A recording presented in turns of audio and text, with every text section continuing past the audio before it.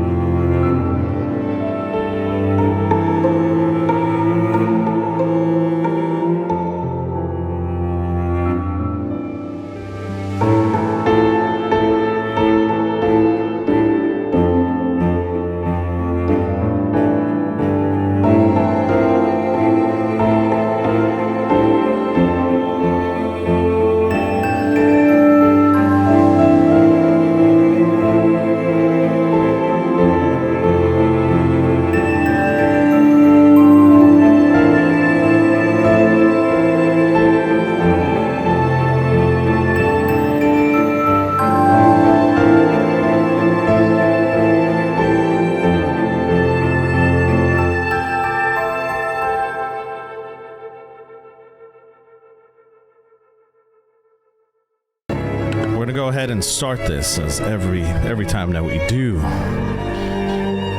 Hopping on the back of the camera. The camera comes in to a quiet neighborhood on the normal evening in the Citadel. Nestled within the district, full of up-and-coming residential neighborhoods and family-operated shops, this home of three is beautifully built.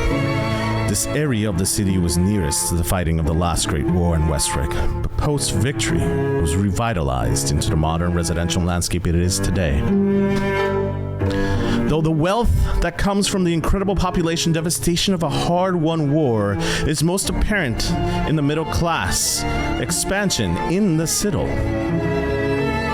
This townhome belongs to this beautiful family. A wife, a husband, and a child. This home reflects the peaceful and beautiful home of the century. Upon entering this home, the camera is immediately greeted by this rich, deep tone of mahogany floors that shine with a well-maintained luster. The mahogany dark hues contrast beautifully with the crisp white trim that lines the baseboards, wrapping this space in clean and elegant embrace. Upon entering the residency, you see the living room to the right-hand side, designed for both comfort and family gatherings, with a large pane glass window on the right-hand side. This room is draped with heavy curtains to keep the warmth in during cooler evenings. And given that this town has an unreliability with electricity supply, there's strategically placed all over this room oil lamps, which make sure that the place has a golden glow at dusk. The furniture is a mixture of sturdy oak and softer with upholstered pieces. A large sofa covered in a floral pattern fabric faces a hearty fireplace where fire crackles on the cooler days, and the mantelpiece above adorned with family portraits in it of The family of 3, pictures of them all over the wall. The camera focuses in one by one on each picture frame. We see a picture of a man on a boat, smiling in his shorts. Another picture of the same day, it looks like, right next to that, with the man and the woman in love, embraced, kissing, lost long lovers, been together since they were in high school, it looks like. And right next to that, can't forget about the child in the middle, smiling, safe in their parents' arms. The smile is so bright and beautiful as the morning sun in the sky on a clear day. There's also, hung on the wall, a large clock that ticks comfortably in the background. A small but well-loved piano sits in the corner of the room, its ivory keys slightly yellowed due to age.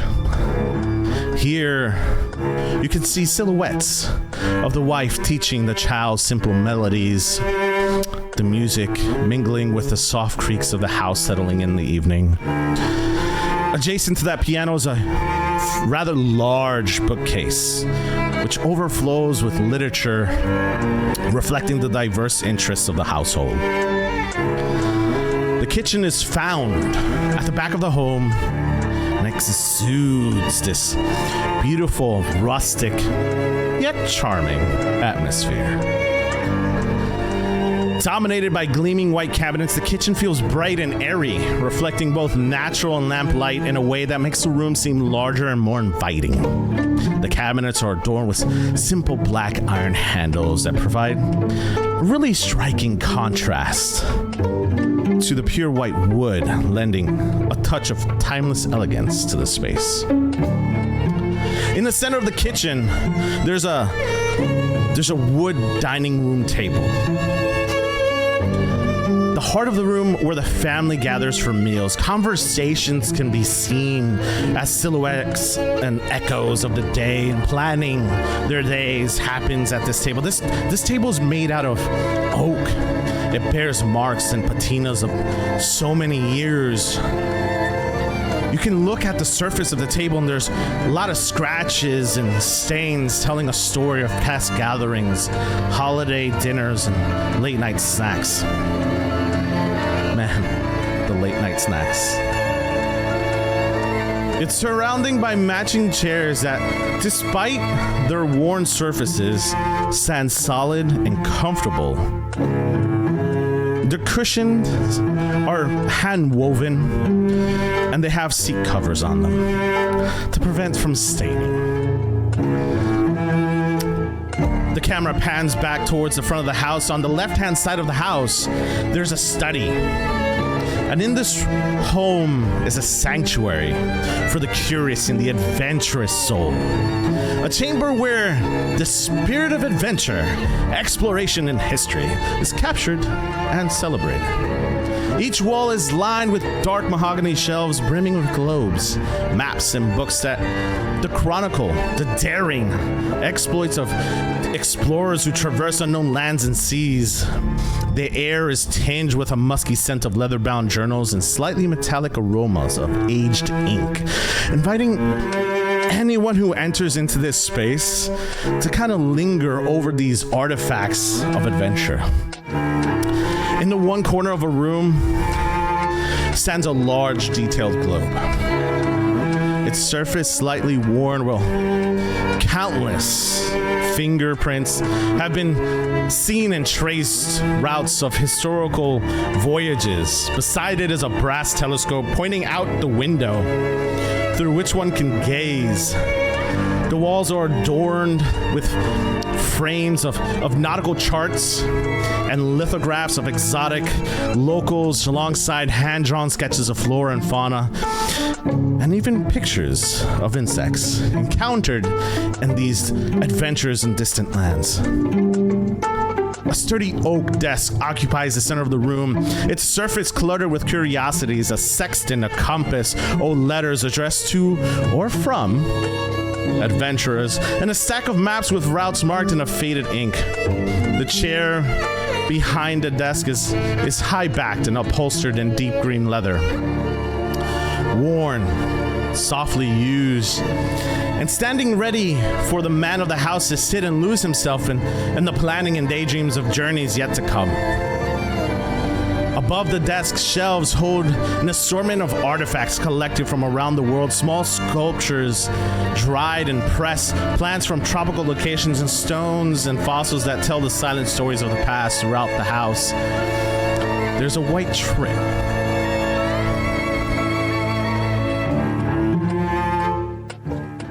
The white trim continues up the railing of the staircase, leading to the family private quarters. You're greeted once the camera goes up the stairs by 3 doors.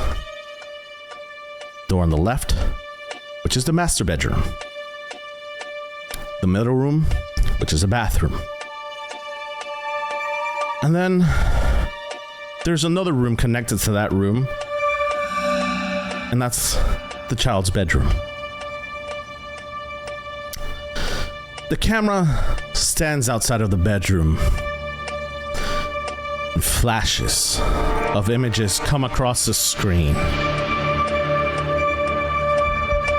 One of not such a beautiful sight. We see terrified faces. We hear a woman crying, pleading, "Let us go! We don't have anything here that you want." Her face full of confusion and despair. We watch as the camera focuses on her feet. The feet slowly being lifted off the ground as her toes points towards the floor. And now she hovers over this floor.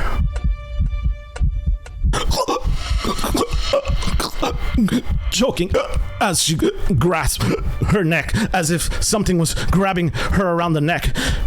Eyes bulging from the skull as we watch a tear roll down her face. The camera shifts now over to the man kneeling, watching helplessly as his wife is dangling, grasping for air in midair. He turns and says, "I don't know what you want. Leave us be." Crying and pleading to let his wife go, we hear a low growl. A flash of light is then seen in front of the camera as we hear this crunching on every piece of bone that is found. The male figure we see now with his chest ripped open as this thing feeds. Another flash presents itself as we watch now this thing that was crunching on this bone from this male figure, bloodied and all, slowly grab the ankles of the male and female, pulling their remains behind them as they walk slowly down the steps. The camera focuses on the heads of the woman as we see the heads bounce off of every single step along the way.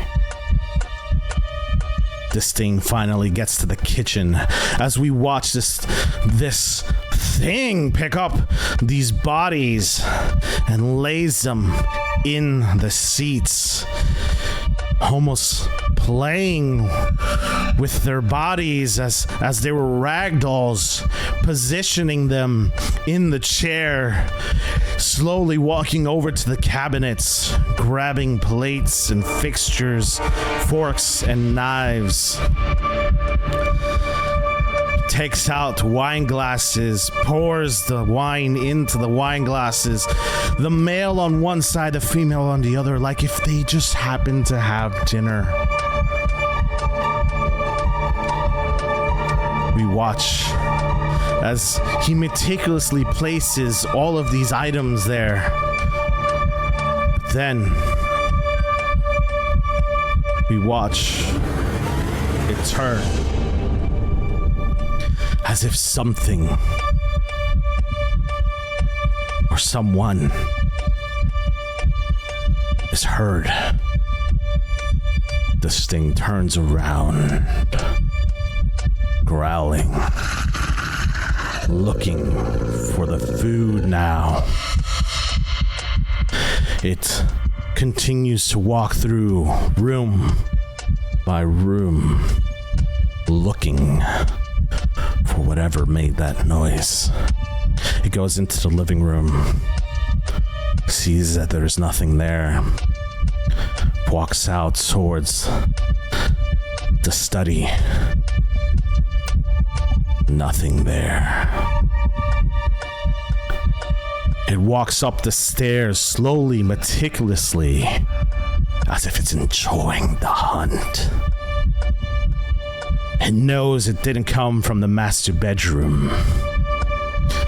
It passes the bathroom. It finally comes out of the final bedroom where we see the name on the outside as the camera slowly pans to the door. We see an A, an S, an H, an L, an E, and then the Y. As the name on the door spells out Ashley. We watch this thing enter the room, now stalking its prey. It slowly approaches the bed and checks underneath. The camera shifts perspective now to inside the closet. You see, as the camera looks through the blinds and looks at this thing now meticulously walking around this room, you hear a heartbeat, but not a sound is made. You hear small quivers of breath. We watch as beautiful memories start appearing in front of the camera, as if there were silhouettes. A father holding hands with their child, running through the park, walking to school. Laughter has been heard as they sit around the table, eat breakfast together. The memory of the daughter sitting on the father's lap in the study, listening to his adventures. And we hear the growl now get louder. As the closet door is ripped open and slammed to the floor, a scream is heard, and the flash of bright light is then seen in front of the camera.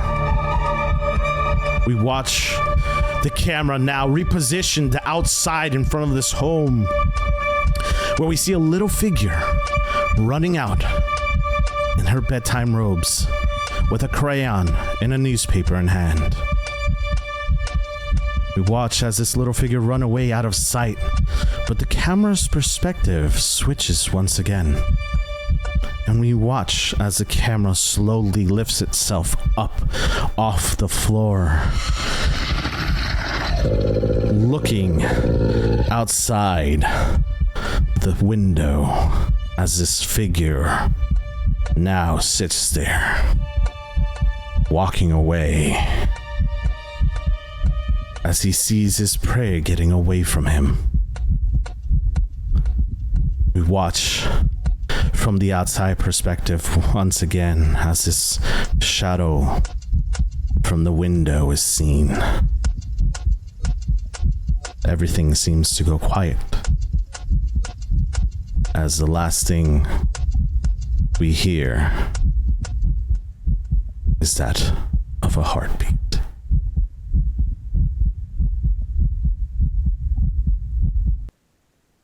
So, investigators, bear with me.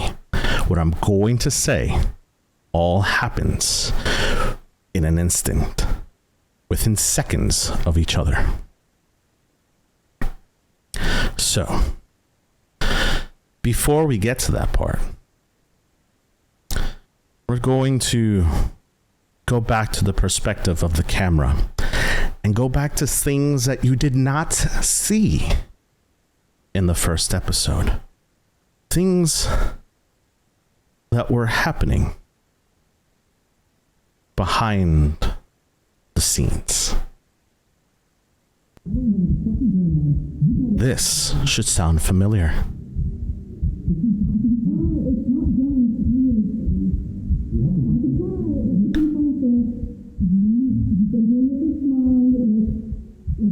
Is that us talking? That is. I don't hear anything. Oh no. That's the point. It's like muffled. Very like good. If you Very heard quiet. it behind Yeah, like a very wall. Very good. Cool. I gotta turn my music up? Like, No, you can't hear it anymore. I turned it off, but I'll replay it again for those who didn't hear Hear it it. again. This is what they missed in the first episode.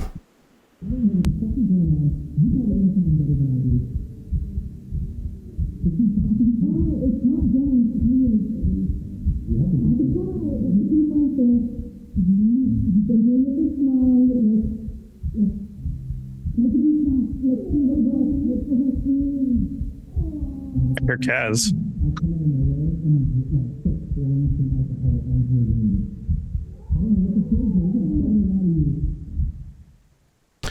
All right. For those who are hard of hearing, like me, yeah, this thing cranked up to 120%. Yeah, I can still barely hear it. that's the point. So if you can't hear it, it's on purpose. Okay, You're okay, not okay. supposed to be able to hear it. Like, You are yeah, seeing it so- from I the was hearing that perspective. from outside. From someone else's perspective. There you go. whose Someone perspective else's is- perspective. Someone Spying on else's. us. Someone else's perspective. This is what you've missed. So now we're going to go ahead and shift back to where we left off. How do I even put that in my notes? Just right. Who? Question mark. Okay. I was probably hearing that from outside, so. No, Nate, you were inside. You No, were I This in was was outside. back when we were first. This You was were- back when we were first in the quiet roast, because that This was was in the quiet Kaz roast, that was 'cause I heard screaming in Kaz. there. Yeah, that was Oh. Kaz in trouble. Very good. Yes, that is the right moment. So, It's Barnaby. The child. so now, Or was it the what did you bring up again? Because you brought somebody upstairs too. Yeah. I brought the kid. Ashley. It's backwards this entire time. Yeah. That's good. Great. Good, so good. here's what I'm gonna say now. You gotta bear with me. What I'm Read this going part to while- describe happens within seconds, meaning you have one action, and that's it. Okay. Alice dies. Alice just screams again. Not on my watch. Okay. I'm sorry. Here's where we're gonna go. All right. This all happens within seconds of each other. We're gonna start with Nate. I know you just like put food in your mouth. I'm sorry. No, I didn't. So Got him right in time. got him mid-action. Huh? All right. So Nate. For those who, the other investigators, again, you have one action. If you decide to do an action right now, that counts as your one action. So, Nate, the camera's outside. You look over to your right, where you know you've seen OUP officers standing there. When you look to your right, you don't see them there anymore. However, something catches your eye to the left, towards the back of the house. something small, creature-like. Could be a dog, could be more rats. Who knows? Do you decide to follow?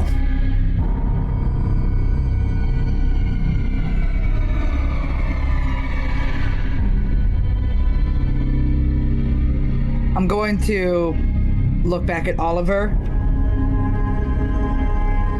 for a split second, just like, and then go to the creature. Okay. We're gonna cut now to... We're gonna cut to Oliver, actually. Oliver. You just heard the scream come from upstairs. However, at that same moment, you hear a noise come from your left, which is in the study. You cannot see from your angle if there is something in that study. What do you do? So there's no window that I can see out of immediately, or see into immediately. No.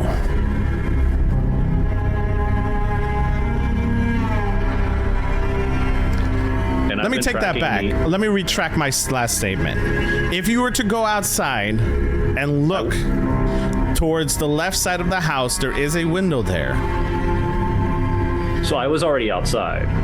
You were from my understanding, you were positioned in the archway of the entrance of the door.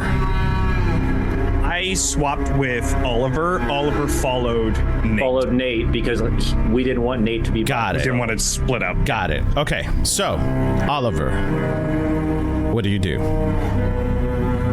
And I can see all the OUP agents still? You can check for the OUP agents if that's what you want to do.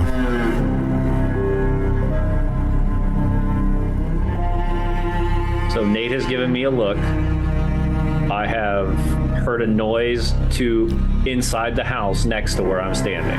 Yes. It's a pretty loud crash.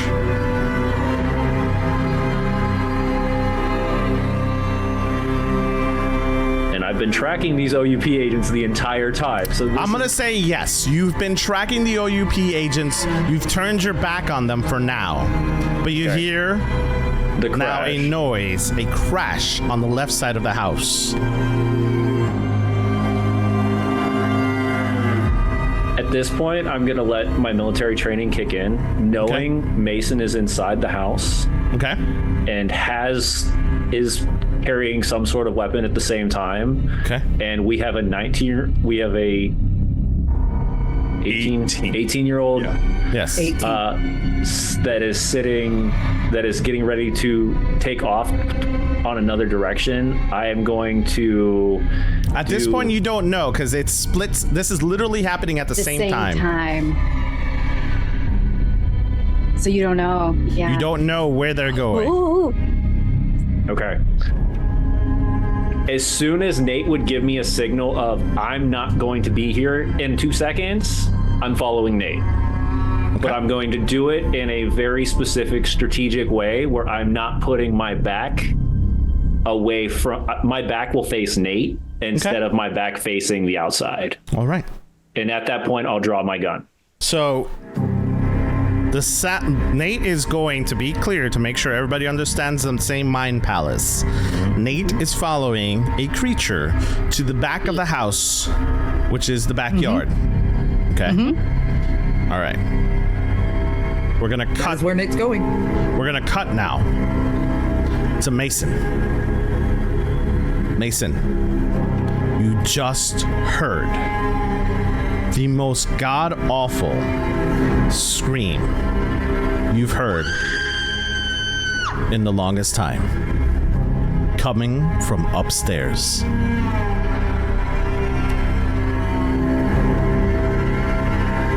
You dart up the stairs.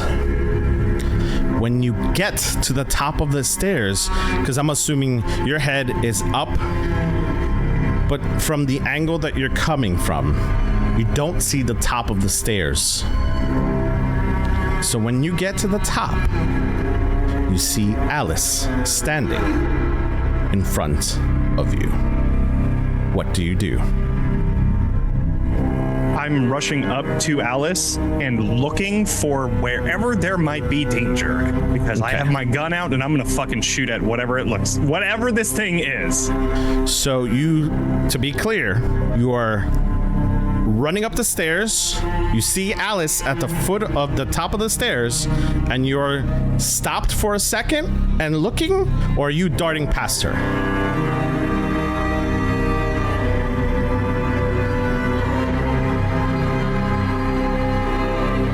I think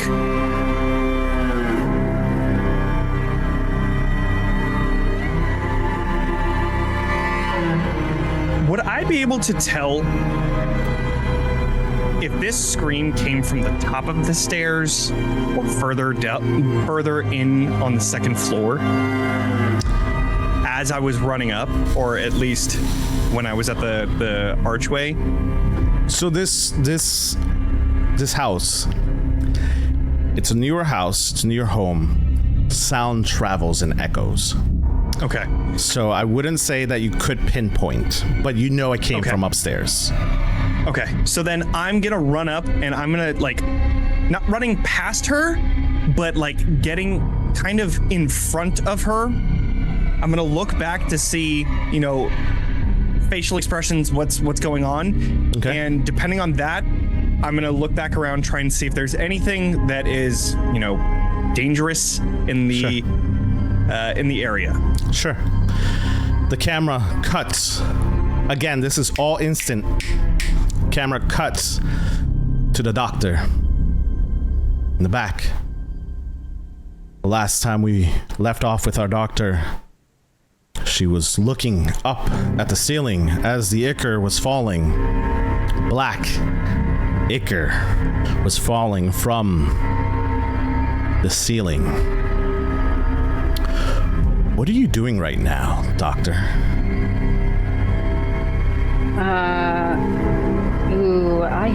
I heard the scream, didn't I?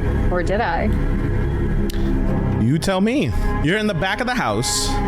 Mason heard it, so you know for sure Mason heard it. You would probably hear his steps. I will give you that, because it's wood floor. So you probably hear him coming up. Right. Okay. My action, because this is so in character for her, she needs a sample of that black ichor. Okay. So before turning to go upstairs and help, which would be my second action. Okay. She is going to reach into her gear and pull out. She would know to use a bleed containment vial, correct? Absolutely. Versus just an empty glass bottle. So I'm gonna say that is the third piece of gear that she has on her person. Okay. And she'll pull out a vial and just kind of let it drip. Okay. Into the vial itself, and she will specifically make sure that it is sealed. Okay. Okay. That's fine. And I would say that would be my one action. Perfect. Camera watches as we nervously watch this doctor reach out and carefully, meticulously, I'm not even gonna let you roll for it because I think it's really cool that she does this. She's carefully trying to capture this black ichor in this containment center, and it's just falling directly into it without trying to get it on her. Perfect. And then the camera cuts to our last person, Alice. Mm-hmm. Alice, you're inside the bedroom. I know. Yeah. I am. You just screamed. Yep. You hear steps.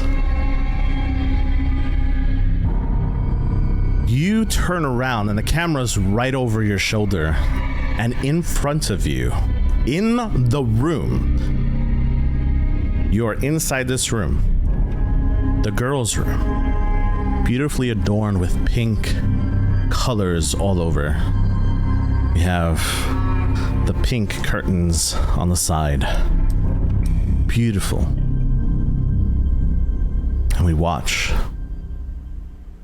Okay. As you turn around and scream bloody murder. And I'll do the scream for you. Thanks. I don't want to kill my throat. Okay. I appreciate that.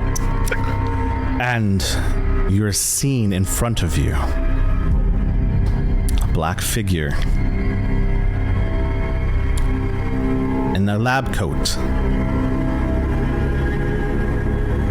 The camera cuts back to Mason. Mason, you run past this figure.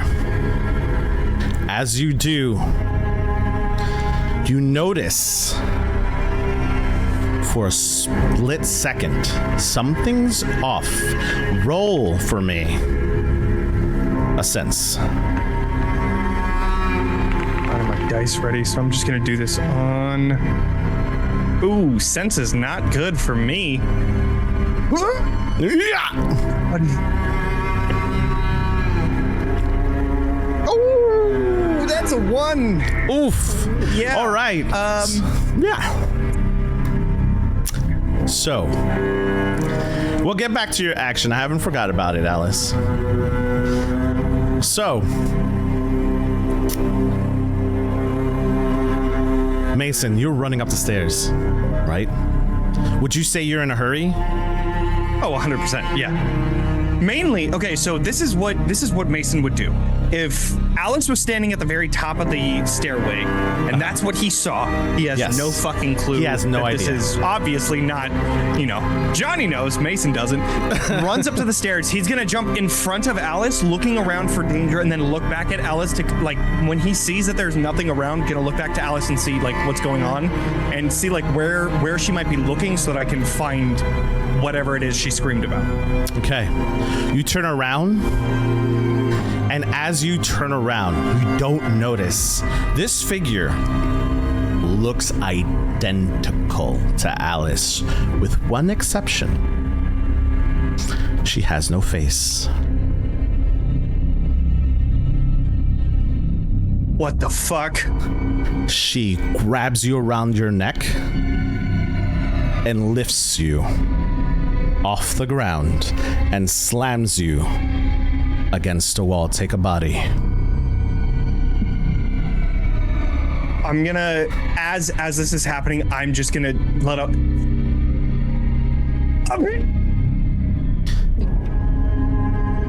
Okay. We're gonna cut to Nate. Nate, you don't know what's going on inside. You're following this beautiful four-legged creature to the back of the backyard. When you turn the corner, what you are found with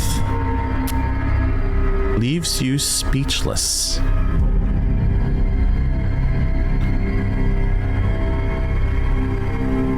Describe how your sister looks like.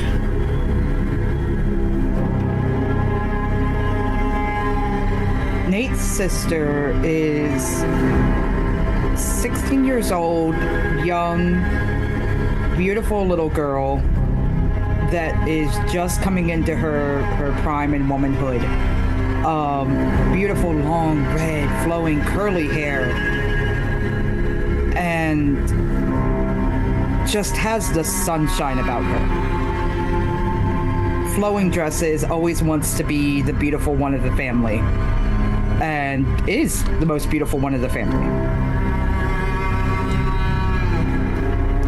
As you turn this corner, Nate, you get one action. And that action is up to you. What do you do when you see your youngest sibling in front of you?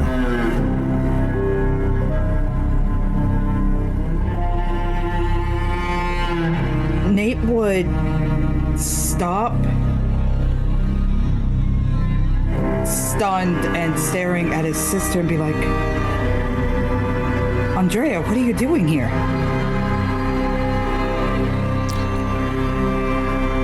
As you see this figure that looks just like your sister, you notice when you take a closer look, something's off. From her eyes to her forehead, everything looks normal. From the shoulders down, everything looks normal. Her mouth, however, elongates into this black hole. And then we cut to Oliver. Oliver, what are you doing? So I am still keeping my eyes on what's in front of me, walking back slowly and I'm keeping my shoulder directly pressed against the house, so that I know when I hit the end of the house and can flip around to check on Nate. Do I hear Nate say anything at that moment?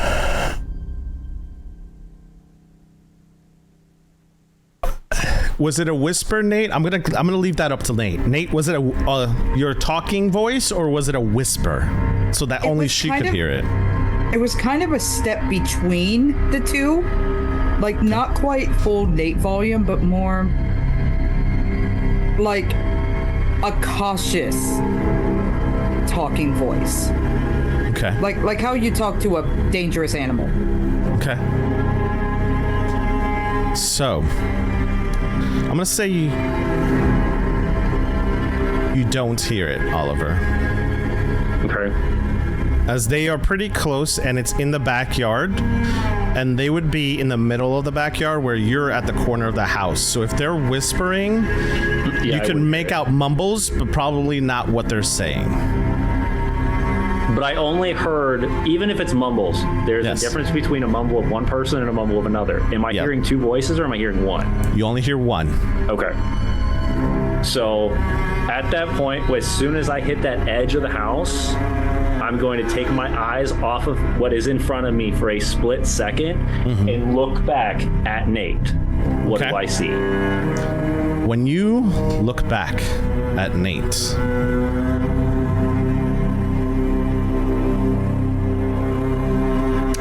give me a quick second. Sure. When you look back at Nate,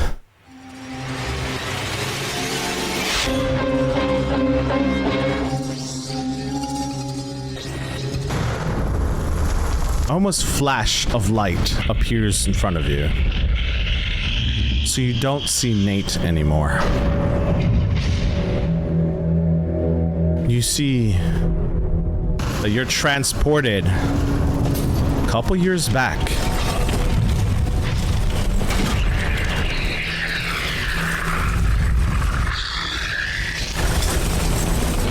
You're in the trenches. You hear gunfire left and right. You hear a roar come from your left, roar come from your right. Things are chaotic. How does Oliver feel at this moment? Depending on what time frame that he's in. I'll give you two. It comes up with a 3-letter word. Starts with a W. No. I'm gonna.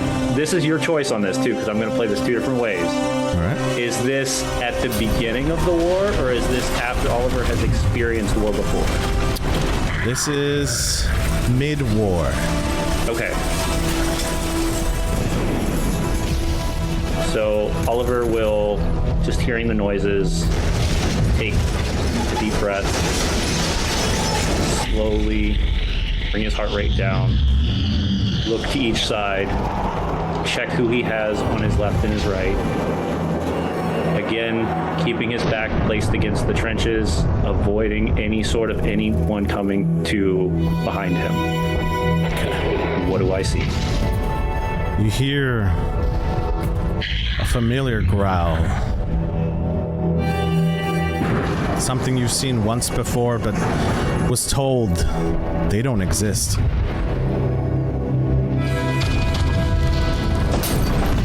You see the leg of one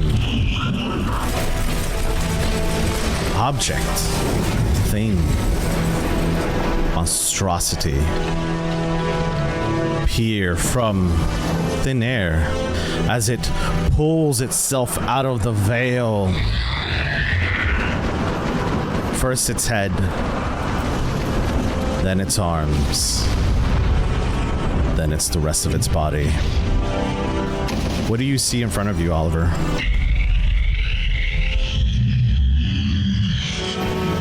The initial sight is nothing but a shadow. The first thing that you see is a white spark, a deep white set of eyes. As it pulls itself out, I can feel hair sticking up and behind my neck. Staring at it, the mouth gapes open, but nothing can be seen. Two large arms hang from both sides. Blades look like razors rise from within the elbow area. Teeth gnashing. The body is hard to tell as the lights around are able to be seen, kind of giving this strange, almost euphoric look to it, where you can't tell what is real and what is not. Every time he blinks, it's as if the creature slightly shifts. One moment,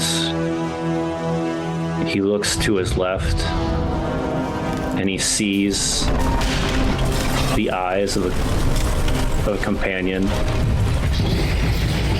The next, just a blink, not even more than a second.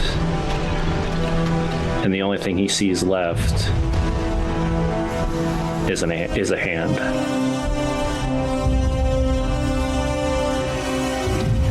The sounds go off as Oliver reaches down into his pocket. A device that looks almost like a large rod. He holds it, shaking. His hands are so much in quiver. He takes a deep breath. He places his hand on what feels like a button, but it takes every inch, every piece of his body to push down on it. The muscles tense. As it does, this ringing comes out almost like a wave of sound. And you watch as the creature very slowly pulls away into the void for a moment. Just enough for him to run. But as he gets a few steps down past where his friend was, he looks back, and before he's able to do anything, the other one is rised above, similar to what Mason's dealing with. Only this time, those blades have been shoved through the chest cavity and burst out the front, the blood just dripping down. And at that point, he knew that he had to run. So he left his companion behind and darted off deeper into the tunnel. As we see this through the eyes of Oliver, take 2 brain. I'm going to use my soldier ability of compartmentalization. Sure. And I'm going to soak one of those brain with a nerve resistance. Okay. As he has been training himself since the war to forget these moments. And though it hasn't worked fully, it does give him the ability to not get hit so hard. All right. Nate. Just a real quick question outside of this. Last episode, everybody had just taken one blood or bleed. One correct? bleed, yes. Got it. Because I with the exception of Alice. Alice Yeah, I took one. a couple. Alice does all outside of things. Yeah, no. Let me just touch it. Yes. We love it. Doing more of that. Yes. So, Nate, you're going to take a bleed. Why? Because I didn't even touch anything, though. you're in the presence of... So, the camera is shifting. We see this intense scene in front of Oliver, which, again, all happens in seconds of each other. This is all just happening all together, chat. For those who are listening, moments, mere seconds are passing by as our investigators are experiencing all of this. Alice, I haven't forgotten about you. We're getting to you. Doctor, we watched the camera pointed up with your hand as this black ichor is pouring into this bleed containment center. Would you describe how the doctor would be feeling right now? Collecting these items, right? Because obviously you did hear the scream. You're there. You don't know what's going on. You're just collecting right now. You know you heard the scream, but you're like, Mason's got it, right? Yeah. So what do you got going on? I think there is a level of excitement of finding something else that is not necessarily a moment of danger for her. So I know everything is going on around them, but like in this space, in this kitchen, she is sort of one with this moment. And so the possibility of collecting this black ichor and whatever it might be, or whatever secrets it might help them unlock, there is definitely an excitement where there probably should be terror, and that's not what she's feeling, because this space right now, it's so many things might be here and they're just starting to scratch the surface here. Okay. We watch the camera as it focuses on your hand again with this bleed containment and it's slowly going down with it. So the camera's following this containment as you're like gonna top it off. But as you do that, the camera shifts its focus to behind the containment, as in the center, sitting cross-legged on top of the dining room table, is Eleanor. I think her eyes dart slightly to her, and they return to the task at hand, but she is talking to this person at the table. So she's not making direct eye contact, but in that split second, what did she look like? You tell me. What would she be wearing? Ooh.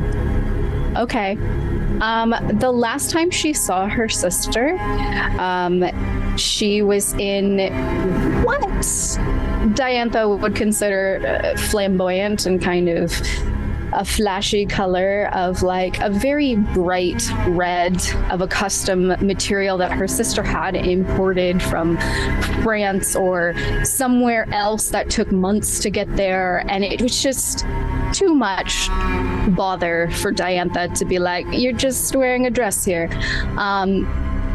But her face is hollow, like it's really sunken in, and where her hair would be typically pretty pristine and done in a very proper way, it is completely 100% down, which is unusual.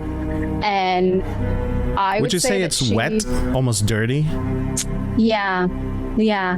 So even though like her clothing is clean, there is something with her, like her body. Like she can't really see her hands in this moment, but definitely her hair, her facial features, even like she's missing an earring, just very off for some reason.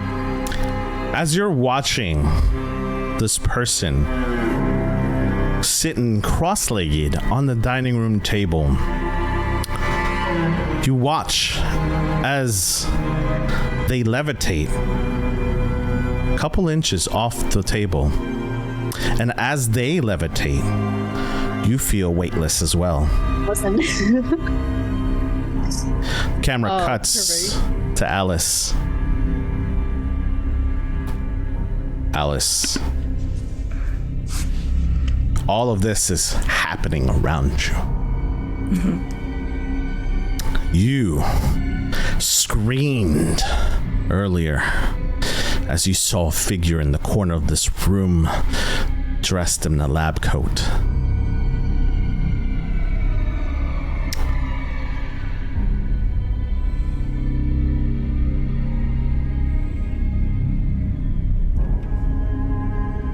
Do me a favor. Okay.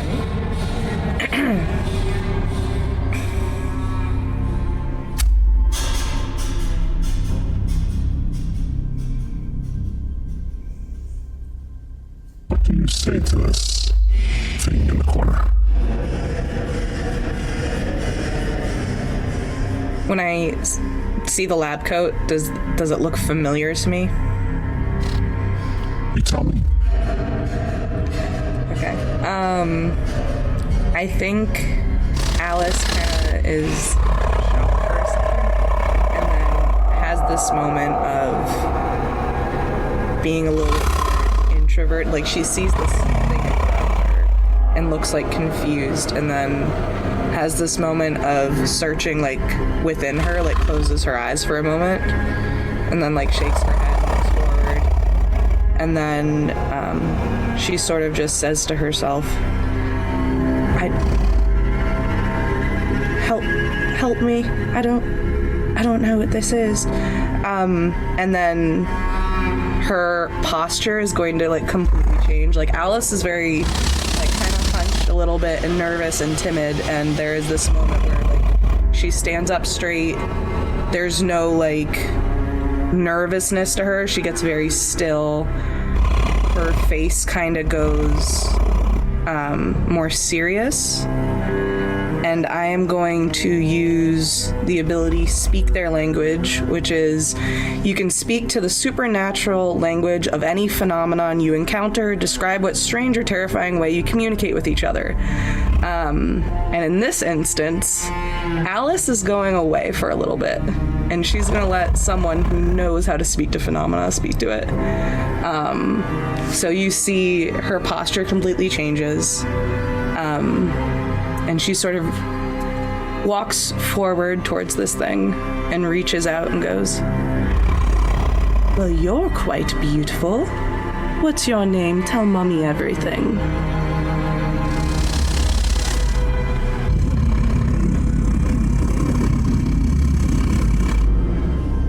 I didn't expect you here. What are you doing here?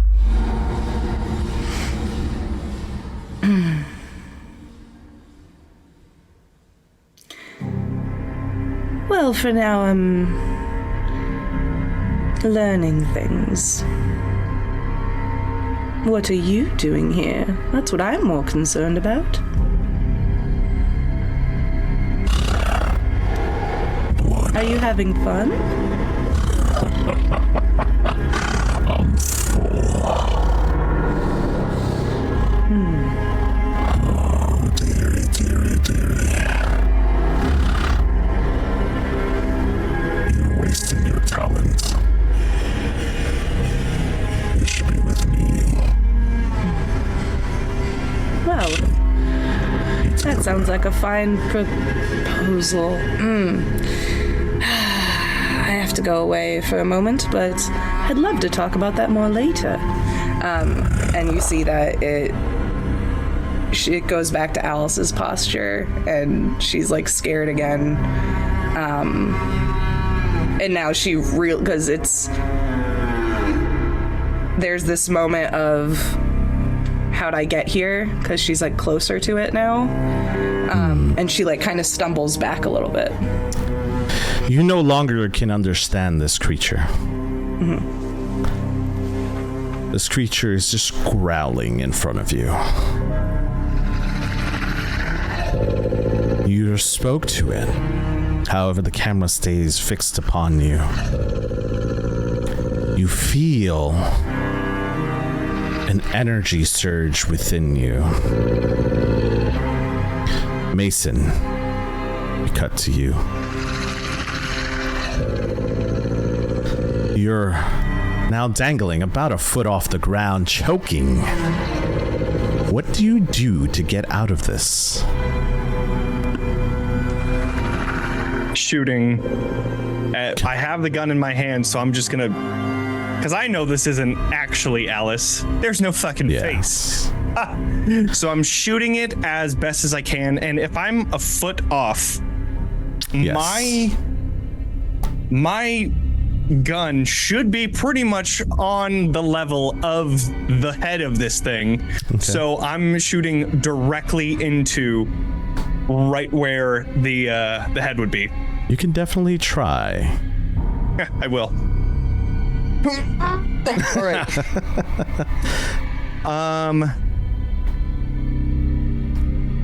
Do you want me to do a control?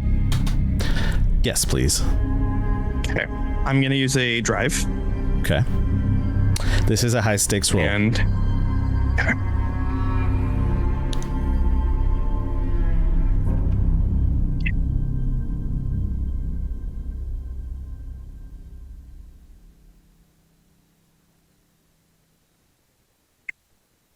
It's a mixed success for a 4 and a 6 without the gilded. What do you take?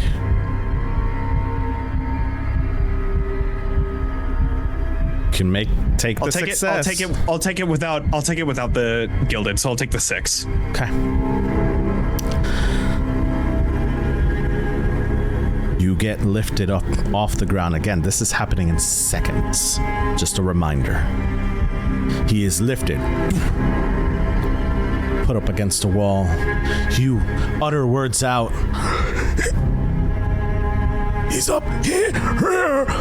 As you're choking on your own words, instinct kicks in from all the years that you've done with Kaz. You pull out your gun straight ahead. Shot goes off. Monster looks at you, unfazed. However,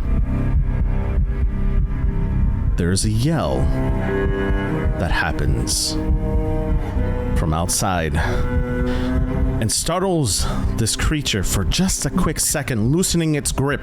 What do you do? Did I hear Alice coming from the other room? You're close enough that you could hear a conversation being heard from the other room. Okay. Knowing that this is definitely not Alice, I'm going to try and break free and run into the other room. Okay.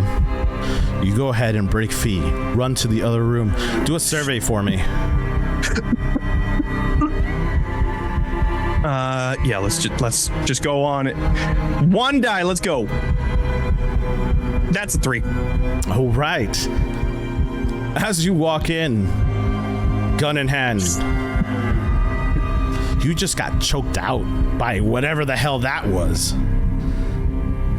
When you walk in and you look to where Alice is standing, you see that she's in the corner. Alice, what do? You hear Mason barge in the room because the door is open. Mm-hmm. You hear the footsteps. What are you doing? What am I seeing? Am I only seeing, like, what's my perspective visually? You're looking at the corner where this monstrosity thing you were looking at. Okay, so Mason's behind me then? Mason would be behind you. This thing hasn't gone to hurt me or anything, right? Nope. As I break into the room, I'm just yelling, Alice! And then, yeah, I'm just going to yell that out as I'm entering into the room. I look back and I'm like, and I kind of just point. It hasn't moved yet. Mason. I'm running up to what I think is Alice because I'm imagining that I'm not hearing this. Mason, when you walk into the another room, layer, I swear to God.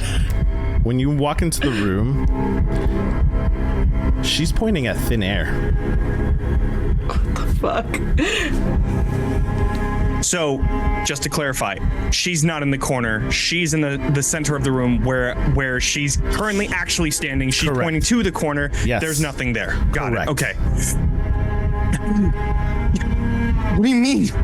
And I'm gonna turn back around. Now that I don't see anything, I'm turning back around and I'm looking towards the false Alice with no head, or no face rather. No face. And head. I am getting my just decapitated. Just decapitated. I'm putting my gun up and I am keeping an eye on that doorway, and just there's another you going around. What the fuck is going on? You know this shit. What is going on? And just staring at the doorway now. Do you see anything over there? Do I?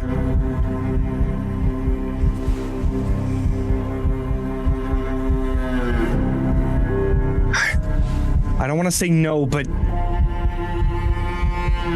no, not anymore. But it was you. No, you do Without see. a Let me face. clarify. Excuse me. Oh, I do see. You see your Alice that you just got choked out. Okay, got you it. Got don't it. see what I'm that pointing she's at. pointing at. You do Got not it. see. Okay. And I'm asking about the thing I'm pointing at. Correct. That's what I got out of I it. look over in the corner. Okay, sorry. I look back in the corner. No, I don't see anything. What do you see? All right. I saw the doctor or the scientist. But she's, and I just point to my head, no further explanation. I think this is in everybody's head. I don't think anything is physical. What the fuck do you mean? I just got choked out by this thing. It's you right there. And I'm pointing over to the one without the face that's, I'm imagining walking Do I towards see us. that? Yes. I assume I don't see that. You do see that, Alice. Oh, I see that, Alice? Yes. Oh, fuck. Oh! Sorry, I was assuming I didn't.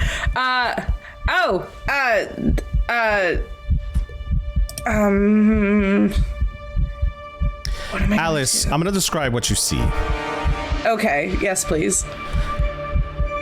Mason, you're at, I'm assuming, the doorway. I'm like next to Alice in like the center of the room, Okay. facing the doorway. Probably, I imagine in my head, probably like 5 or 6 feet away from the doorway, just watching as this thing is fucking entering in. Just This thing, yep, that's exactly what you see. This thing is, as it turns to enter this room, Alice, you notice something, but I'm going to have you roll for what you notice. Okay, So do a sense. let's go. got it. Can I aid? You can, if you want. Okay. So I get to add an additional die? Tell me how you aid. Yes. Yeah, If he yeah. tells me So- how he aids you. I do have a slight connection to magic based on a previous thing that happened. So I am also going to, I almost imagine this as like, if this is like an aura kind of sensing, I'm going to add in whatever I am also feeling to, and then I'm going to communicate that with Alice. So kind of like teaming up to collect information at the end of it. Okay.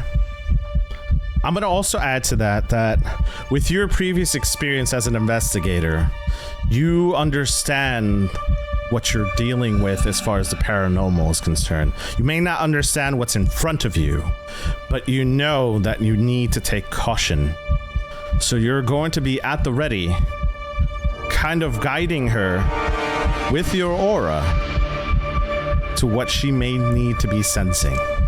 So go ahead and roll for me.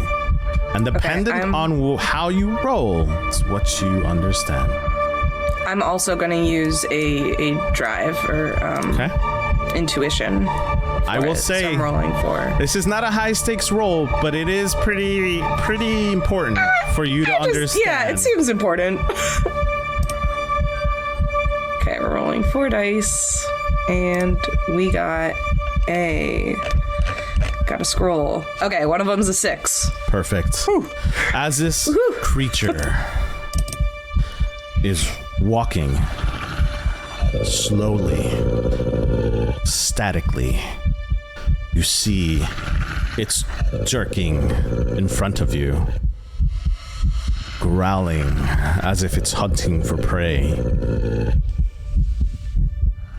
The flicker of a candle light behind it shines for a brief second,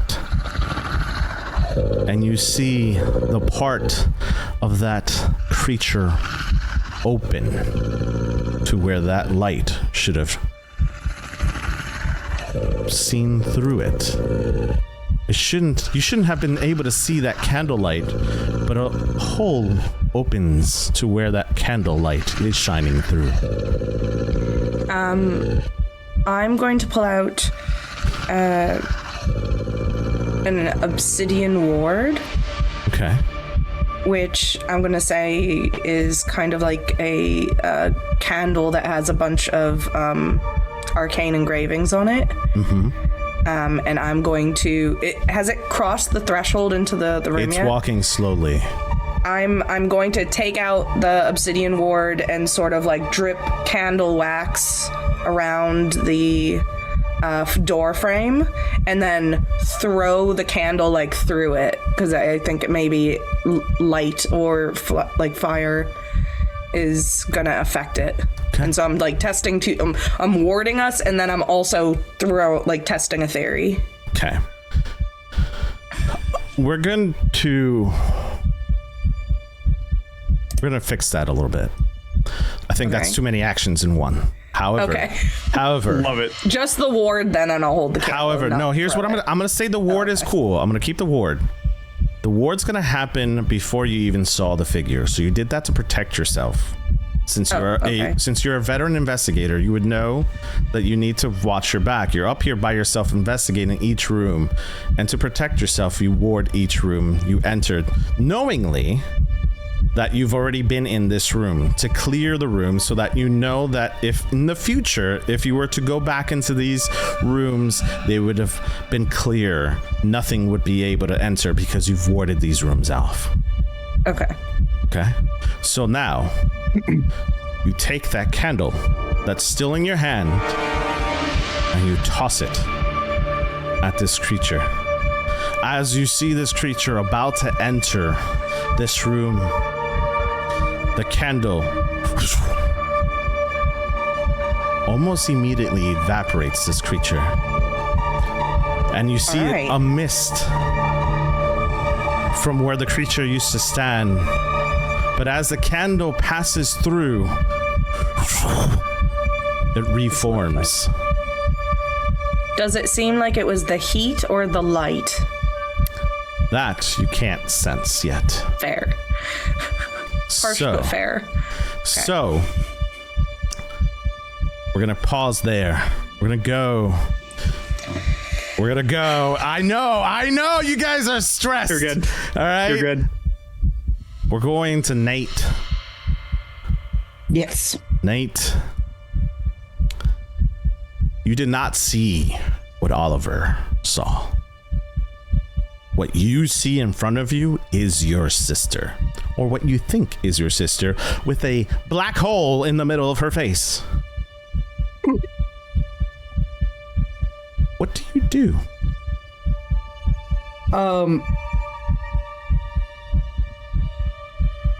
Seeing his sister, threw him off guard, and for a second he thought it was her until he saw the face. And now seeing this amorphous, horrible rendition of his sister, he is going to, on his person, he keeps a serrated blade. Okay. Hunting dagger, if you would. All right.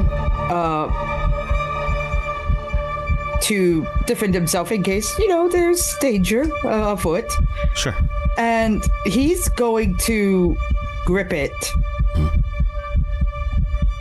look to this form and say, "Take off my sister's face," and then he's going to charge at it. Okay. I don't know what I gotta roll for that. I'm trying to figure that out myself because I want to tell you move roll, but I also think control would probably...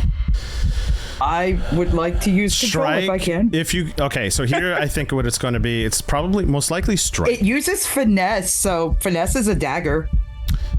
You could do finesse if you have control it. Is finesse. Yeah, Control is finesse. Go ahead and do finesse if that suits you. I'm going to give you the advantage here. All right. I am going to add in a drive for this. Sure. Yep. Because that's all I have. Sure. Oliver, you can't help here right now. I know. Just want to make sure that our audience understands what's going on. Hold up. No, we don't understand anything that's going on. Not even a little bit. Welcome to my layered. I told you guys, you're just scratching the surface.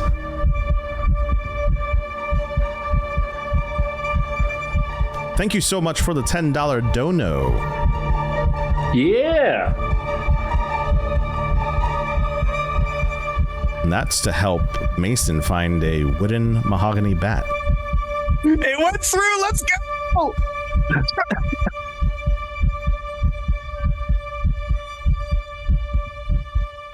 All right, I rolled a 3 and a 4.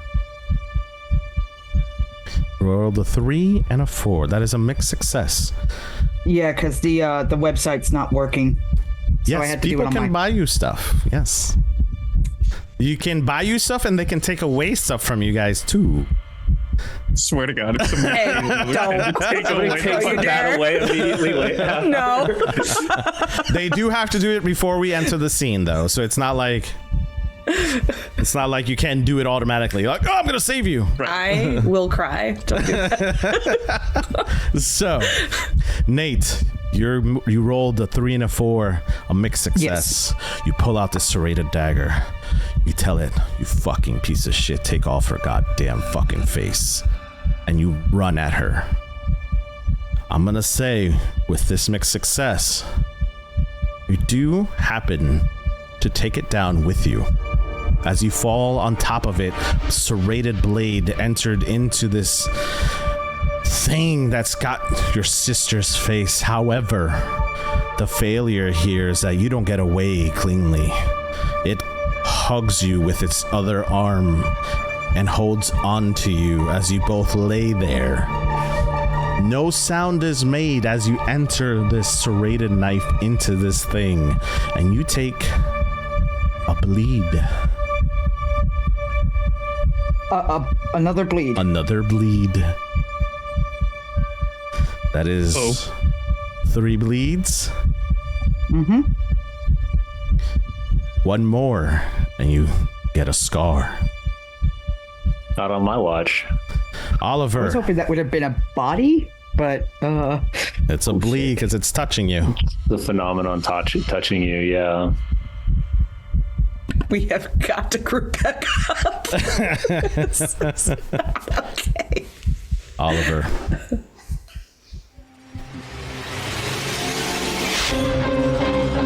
Here we go again.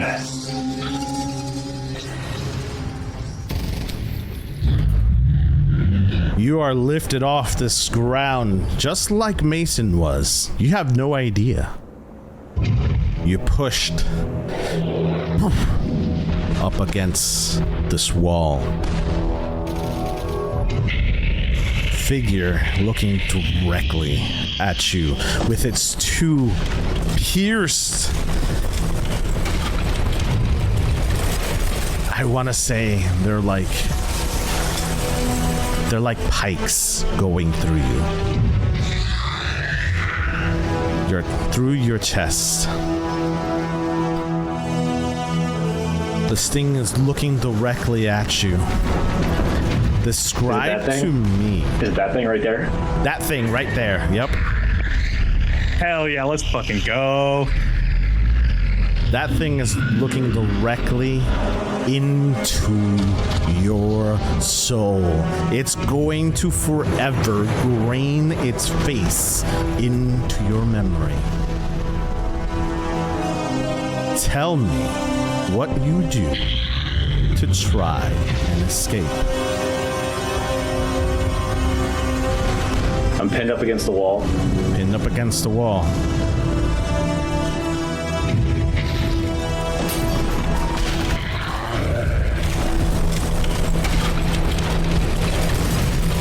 Am I grabbed chest-wise? Do I feel where I'm being grabbed, or am I just lifted? You are lifted by the pikes. This thing has lifted you with pikes in the air, pinned against the wall.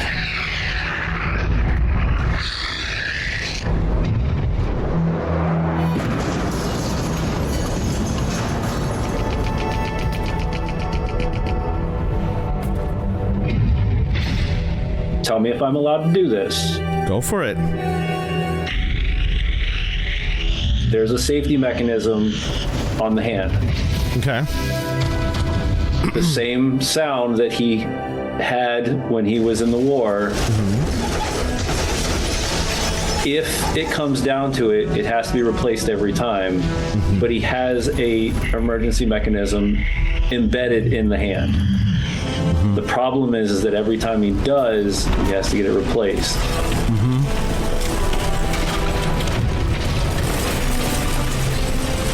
And you can just see his eyes locked straight into this creature's eyes.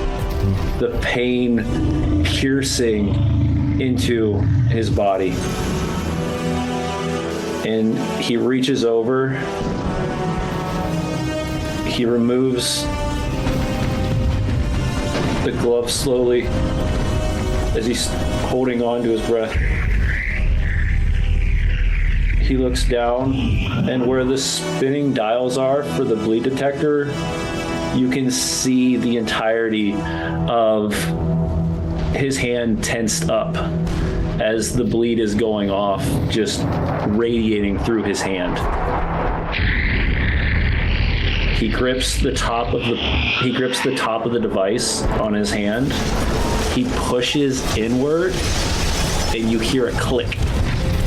As you do, the hand falls away, and as it does, it hits the ground, and that emitting sound releases from the hand. And I'm willing to roll for this, so let's do this. No need. All right. You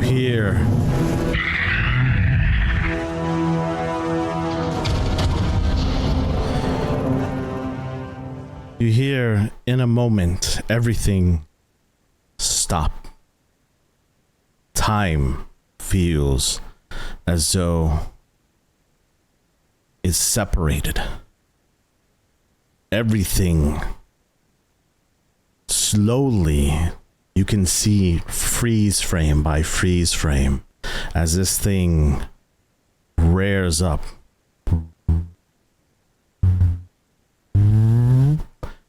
And at the moment, inward, it explodes. With that explosion, you are brought back into reality, and you are now taking 2 body, which should give you your first scar.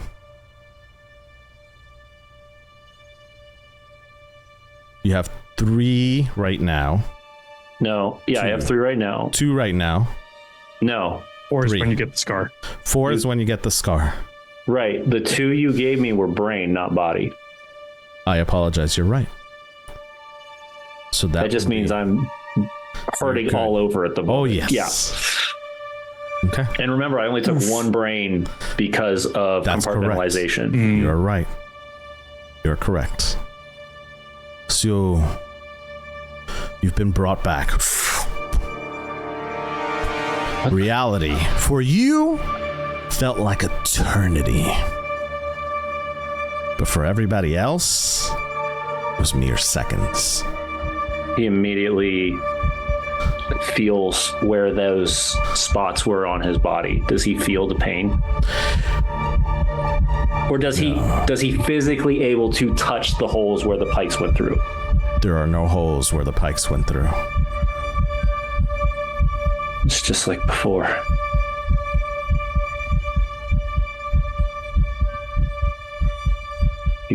These don't stop. Everyone's going to die.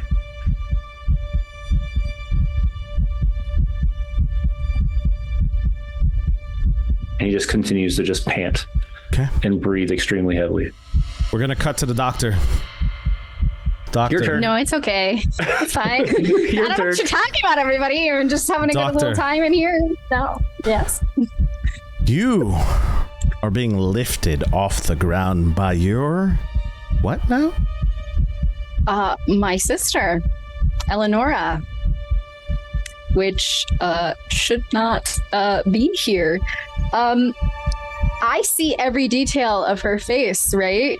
Yes. And she's lifting with me at the same time. How high are we getting? About a foot off the ground right now. About a foot off the ground. Is there anything next to me that I can grab? Do a survey roll. Like, okay. Let me see. Boo. So that's not good. Roll.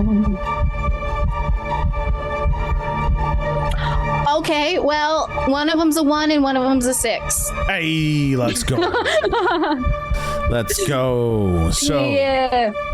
I'm assuming you take that success as you're looking around. Yes. Nah, take the 1. No, Let's go. I'm done. Everybody, bye. Come on, take the 1. Come on. Give some love to your DM. Anyway. For the story. For the story. Yeah. Yeah. That'll be for later, you know. So, you take this success. It's a 6. You survey the room as you're being lifted off the ground, weightless. You notice it's still nighttime. All right. And there are oil lamps all over this place. Okay. Is it attached to the wall or is it freestanding?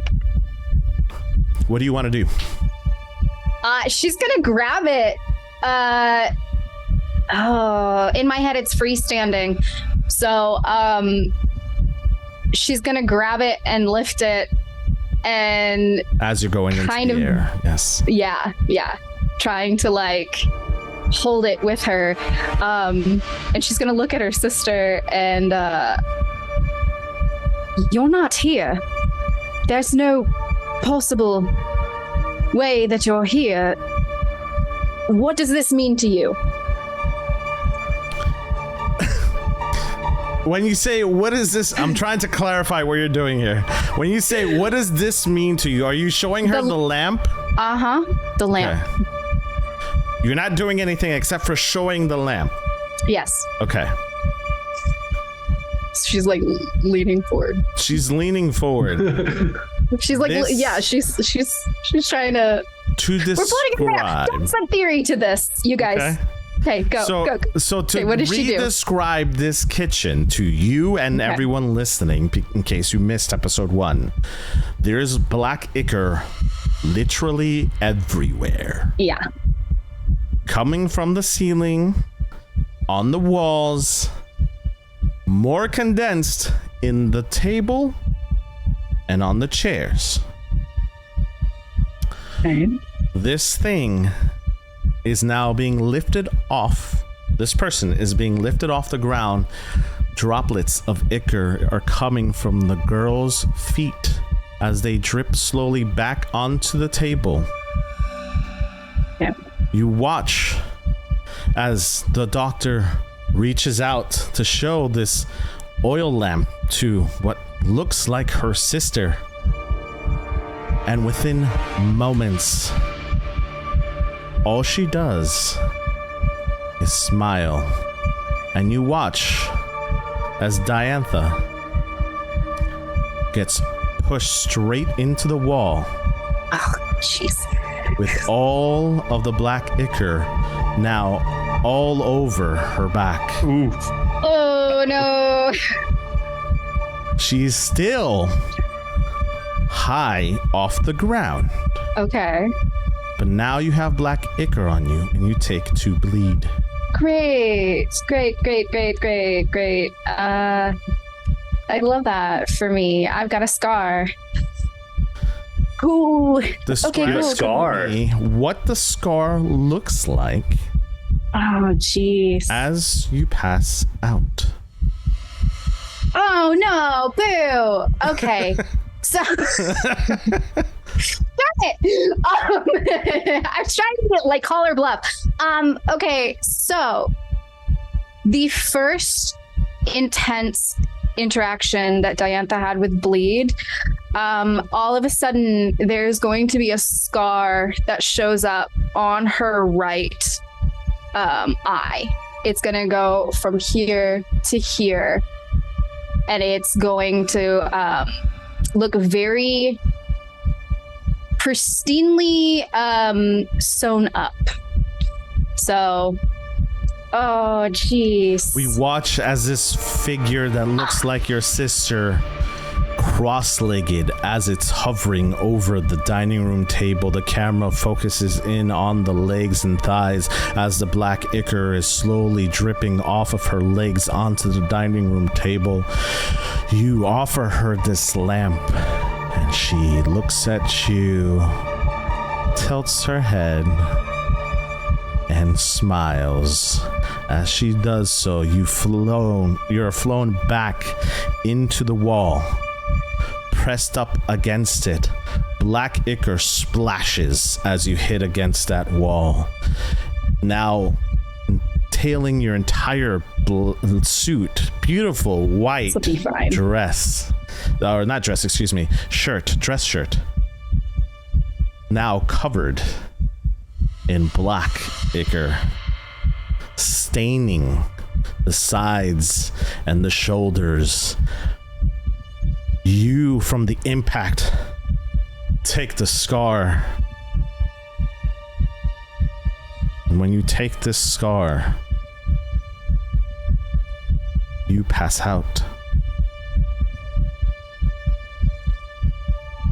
Last thing burned in your memory is your sister smiling back at you. Cool, We go that's back great. to Mason and Alice.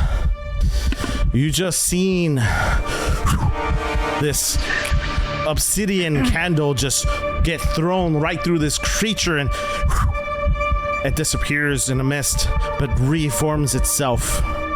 You can't tell whether if it's the light or the heat that made it do that.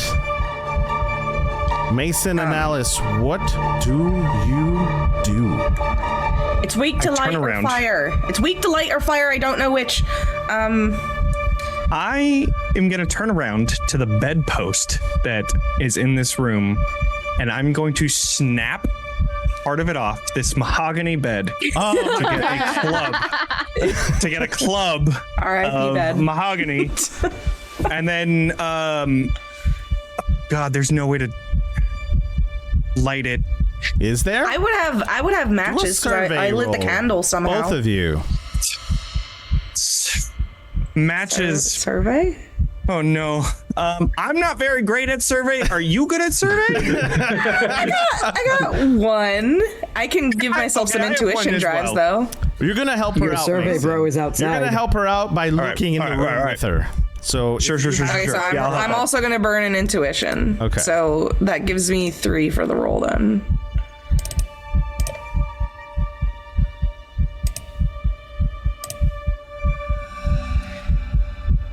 And 6. Okay. Cool. Look When you around. guys survey the room, these rooms, as you guys notice, not at first, because you guys came in pretty quickly, but as you guys stay in the room, you start noticing a little bit of a pattern throughout the house, because you remember electricity in this area, it's not very good. It goes out every so often, so they keep lanterns in each room. Mason, as you grab this mahogany bat off the bed and rip it off, my poor bed, you notice next to the bed a lamp. What do you do? I'm going to, this is an oil. Oh, right. That's right. There was oil lamps. I forgot about that. Okay. So then I'm going to break it and start pouring all of the oil onto the edge of the bat. And I have flash powder. And I'm going to slam it onto the edge of it and hopefully light it while also looking away so that I'm not blinding myself. All right. But I take a couple steps back. I'm going to... Can I? Oh yeah, for sure. I'm gonna stand back, and then throwing it down. Here's I'm gonna add an addendum to that, if I may. Absolutely. You take the bat or the post. I don't think in this moment in time you're cool-headed enough to think about pouring the oil onto the bat. I think I'm just smashing the fucking oil. Yeah. Oh yeah, for sure. Yeah, 100% smashing it. Take out the flash and pour it onto the bedpost and look away, while at the same time making sure that Alice looks away from this as well. So what are you going to do? Oh my god, you have a candle. You have a candle. I threw the Just candle. give me the fucking candle. The I threw the No, candle. man, fuck the flash powder. The candle's Fuck, outside. you threw it. That's threw it. right. Damn it. All right, fucking flash powder. Let's go. Okay, flash powder. Sorry. Is outside. What do you want to do? I thought maybe it would catch fire. I feel bad. I'm throwing that flash powder, and I mean, like, flash powder itself sparks. You know, so it makes a loud noise and bright lights. So I'm hoping that the edge of this bedpost starts to flame. Okay. And when that happens, I am rushing towards the Make a false strike Alice. Okay. for going after the false Alice. I'm gonna say you successfully light this thing, and now it's on Great. fire. I'm gonna use a drive because I have fucking 0 in strike. Oh, you don't want to roll a disadvantage? Come on, for the story. Kind of, not really. Do I? No, I don't want to. I don't want to do 2. All right. You might want to do 2. That's a 3, but I'll use a resistance, which means that I'm rolling at disadvantage Roll this again. time. Yes, roll a disadvantage. 2 6s. What is it? That looks Ones. bad. It seems bad. It's a 5 and a 2. Oh no. So I failed. Success. It's That's no, right. It's still No, that's- success. Oh wait, no, No, No, because it's a because- disadvantage. it's disadvantage, so I take a 2. Because you. That's right. You failed.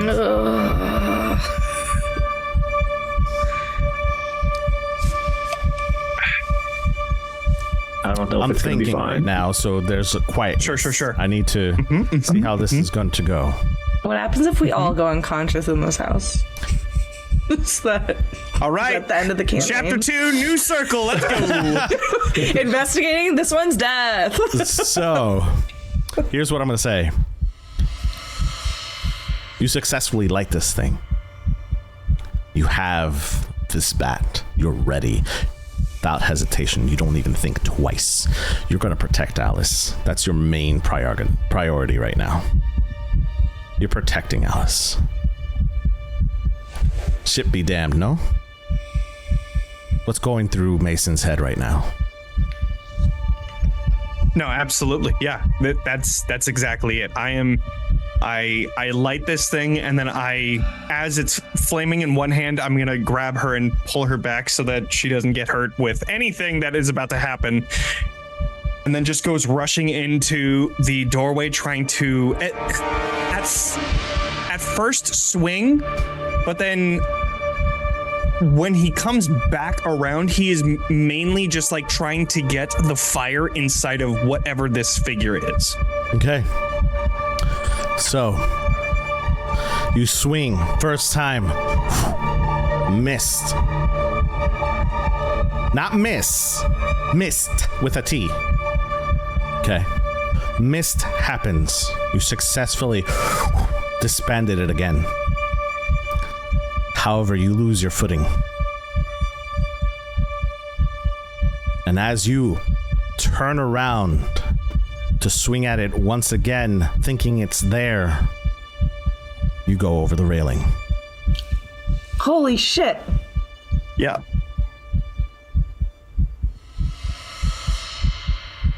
As he goes over the railing. I try to catch him, or there's no way. I have no time to try and like grab the back of his shirt or something.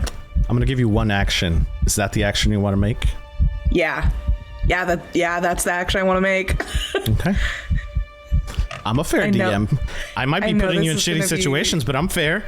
It's probably going to be something I have to roll at disadvantage, so I probably can't help it. Yep, that's going to be a disadvantage. I want everyone to know. Helped. I have one nerve that I can add at any point. I only got one. It's happening right now. So I'm rolling one die. I'm going to actually say you can make this action at a disadvantage. You don't. Oh, so I can't. Okay. That I don't waste my nerve. No, he's going to go over. You are reacting to him going over. That's completely fair. That's a good point. Yeah. Okay. Everybody pray for 2 6s.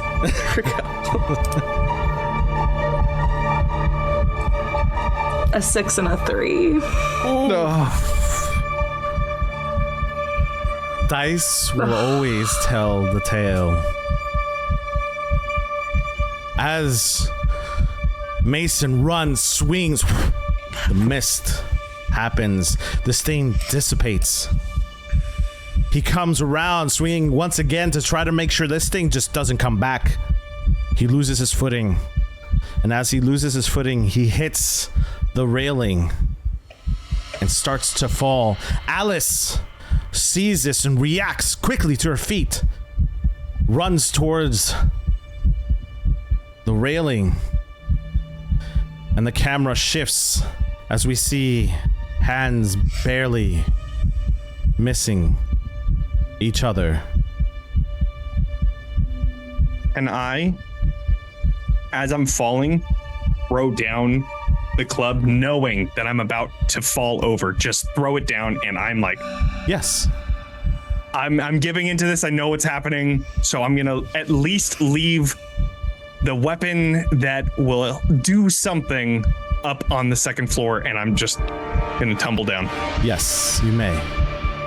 As you swing wildly, in your head you're like, oh, I'm going over. That's it. And as you swing, the momentum of the stick continues to go out and hits the wall as it flashes a light once again, as there's still some residue of the flash powder on it, keeping this item still lit. However, in an instant, you see Mason go over the edge. Alice missing just barely to grab on. Mason, you take 2 body. This is from the second floor. Yeah. Where does that put you? That's 3. Oh, okay. So you're not out. All right. That's where we're going to take a break. Fair enough. Fair enough. And that's where we're gonna take a break, ladies and gents. Fuck. What Oh, a predicament. What a predicament, ladies and gents. How are we doing out there? Everybody doing all Couple right? more fingers and you would have got him. I know, right? Are we doing all right out there? Yeah. Oh, we're loving it. We're loving it. Yeah, it's good. The anxiety. Awesome. So the anxiety is real tonight. I told you guys, you're going to be put through some hell. Jeez. My right leg has been moving at like 150 miles an hour. I'm just like, All right, ladies and gents, we're going to go ahead and take a short break. It's going to be a 10-minute break for our actors and for our chat. So we're going to go into the Be Right Back screen. We'll be back here with some more action here in 2 seconds.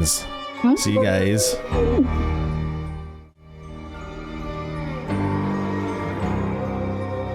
We had... stressed. You're stressed. Right? Going back, we saw Oliver in the past. Or was it the present? Was it real? Or was it all in your head?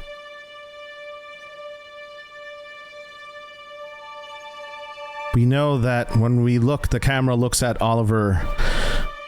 Oliver's arm is missing. He detached it, bringing him back from whatever that was. We go to the doctor. Curiosity may have gotten the best of her as she sees her sister floating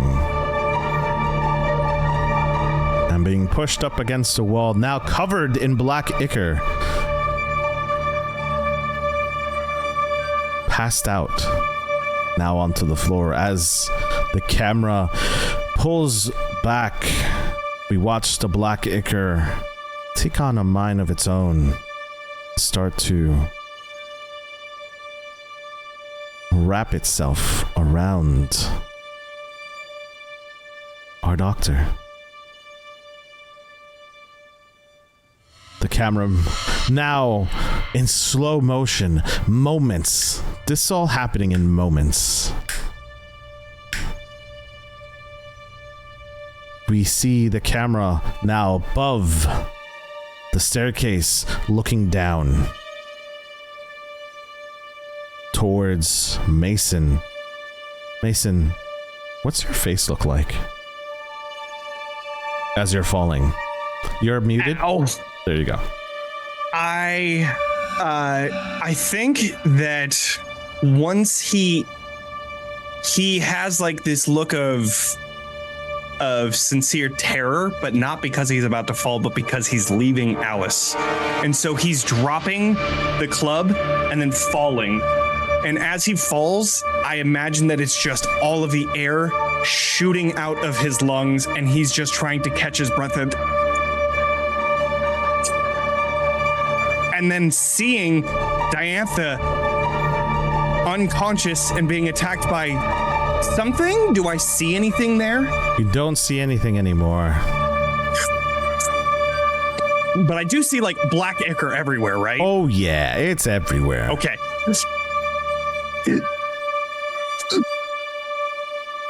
As the camera shifts. I'm running into the kitchen.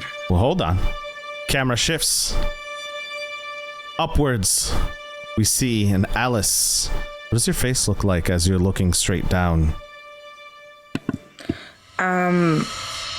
Obviously horrified as Mason goes over the stairs.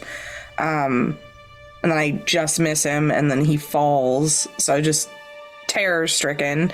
And then when I see that he's breathing and not dead, I come to my senses and reach down for the bat thing from the bed that's on fire. Okay. And then I'm going to start going down the stairs. Awesome. Mason, camera shifts to you as you slowly get up in pain.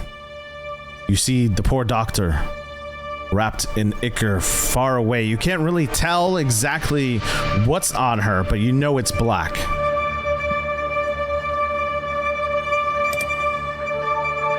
Dr. Hartley! Dr. Hartley! And I'm gonna get as close as I can to the body just to hopefully help. Whatever I can do.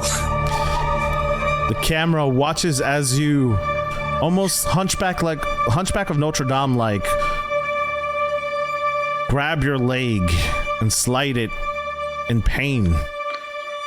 You just fell down 2 flights of stairs. Yes. Or 1 flight of stairs, excuse me. 2nd floor. You're walking with 3 body towards the doctor. The camera's gonna shift to our boy Nate.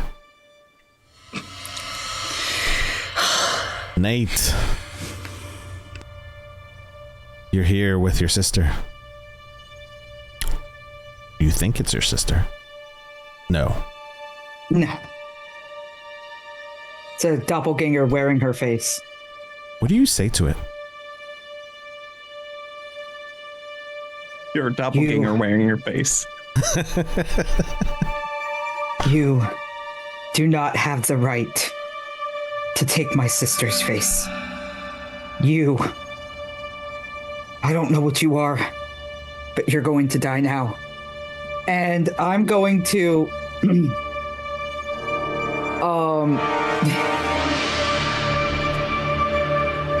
I don't know if I can do this, but say it. While we were at the bar, and this is me using my saw this one coming ability, while we were at the bar, after seeing Mason pouring alcohol on the black ichor on Kaz's chest, might have pilfered some whiskey bottles and kept them on his person. Okay. And at this point, he's going to pull out one of those whiskey bottles and he's going to smash it over this thing's head to break it, get whiskey all over it, and then set to light the body with his matches. Okay. Here's what I'm going to do. You are going to successfully do this. However, what you're rolling for is to make sure that this alcohol doesn't splash back on you. Okay. So you're going to roll a strike for me. Okay. And what we're trying to do is see if this alcohol bottle only goes onto this thing or if some of it splashes back on you. Okay. So my saw this one coming allows me to add a die to any roll. Okay. Any circle member's roll, and because I'm a circle member, I'm using it for me. Okay. So let me just mark that. I'll allow it.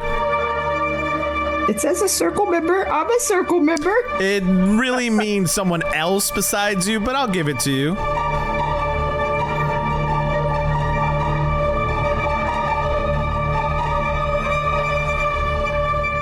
Just trying to. Okay, fine. I like the logic. All right. Roll good. You're not wrong. You're not wrong. Exactly. You're not wrong, but you're not technically right. But I'll allow it. Gracious DM. Let's go. She's got a 6. Nice. So, as you are wrestling with this thing, you tell it, you're not allowed to wear my sister's face. What do you say to it before you smash this bottle over its head and light it on fire? I'm going to burn that smug off of you. and you watch as the camera shifts to in front of Nate, as Nate is now straddling over this thing, goes inside of their jacket pocket, grab a small bottle of 100 proof whiskey. It's a good year, 1902. And you smash this whiskey bottle all over this thing. Doesn't make a sound. As you put on a smug of your own and say, I'm gonna wipe that smug right off your face, and you light this candle that you have and toss it onto this thing, and you see this, the match. Just a match. Okay, a match. And you roll away as it touches this figure, and you watch it disappear in a cloud of mist. We're gonna go to now Oliver.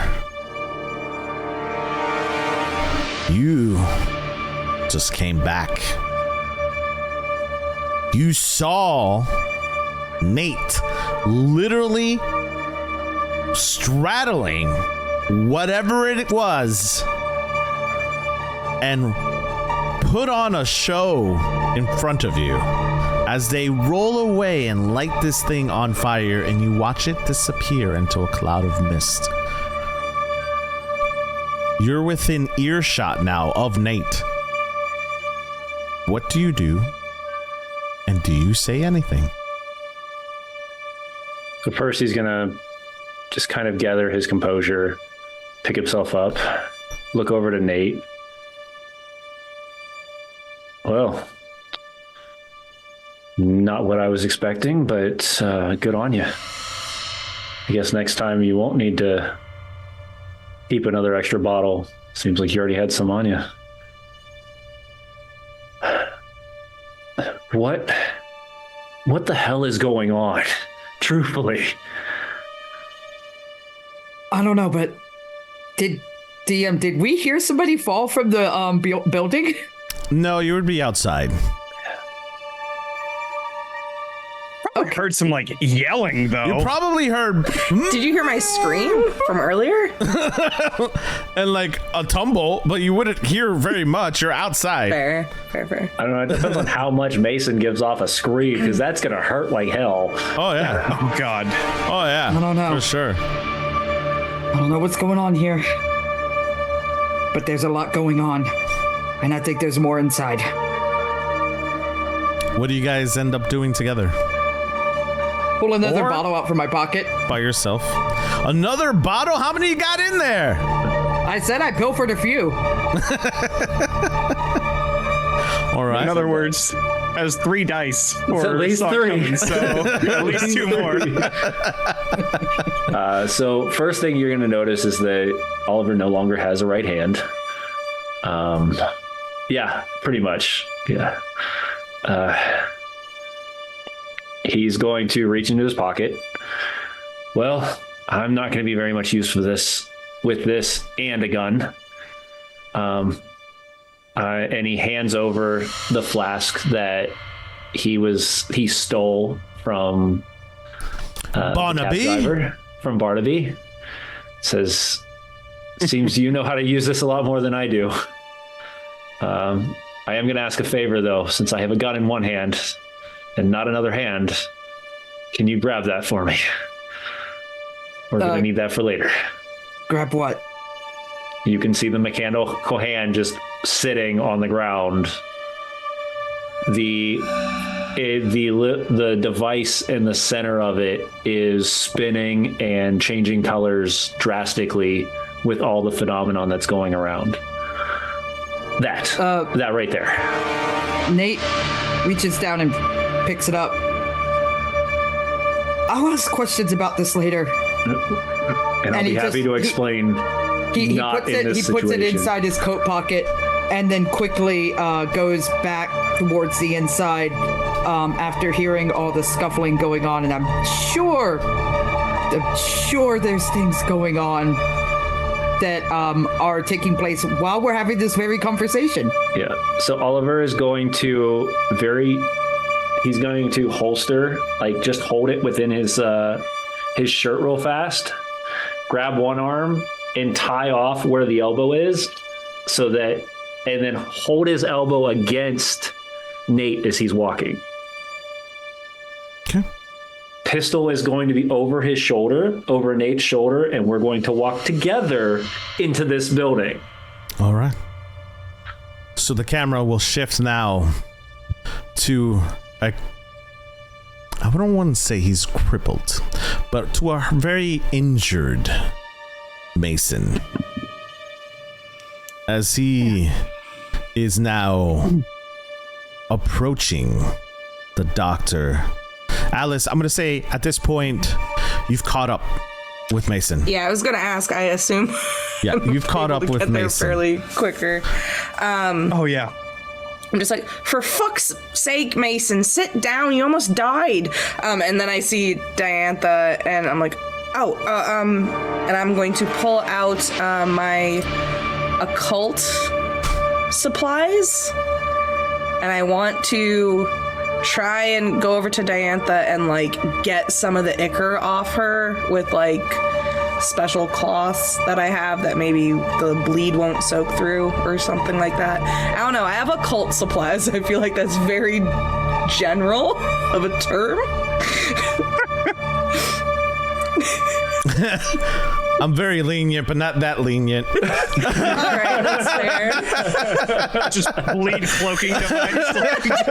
Just conveniently, just in case, I have a bleed cloak device, and I'm like, think of it as a time of the month sanitary pad, but for bleed. For bleed. The other kind of bleed. The other one. The other bleed. This is the occult version. Okay. If that doesn't work, then I'm just gonna reach into the black ichor and pull Diantha out. Fuck it.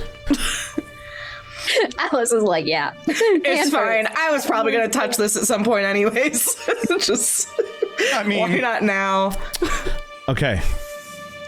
As you're like looking at your supplies, like thinking about how you get, and then just That's legitimately what I was going to ask, Mason. Yeah. You watch Alice as she, without hesitation, walks directly to where Diantha is laying down. Do you say anything before she touches this thing? If I have a moment, I would say no. Sliver of a moment. At least let me do it. You've already touched bleed enough tonight. Please. I'm really not that bad. I promise. But you're really injured. I'm not. I swear. I'll be fine. I promise. And I'm gonna pull her out. Do it anyways. Yeah. She's gonna do it anyways. That takes That's you fine. to what now? You will take a bleed. Yeah. I'm doing actually okay. I'm only at 2 bleed and 1 brain. I'm not that bad. Okay. I'm actually Not surprised bad. because To be fair, one too. Okay. to be fair, Yes. this same black ichor touched Diantha earlier. It wasn't 1 bleed, it was 2. Okay, so your girl's at 3 bleed and 1 brain. Still up. Okay. Still up, babe. Still awake. You grab Diantha out. You see, as you rip her off of this black ichor, it stretches like a rubber band, as if it was trying to hold it back. And it snaps as you take it off of her. She is inked the entire back, and it seems like it kind of soaked into her clothes a little bit. So there's black stains all over her dress and her arms.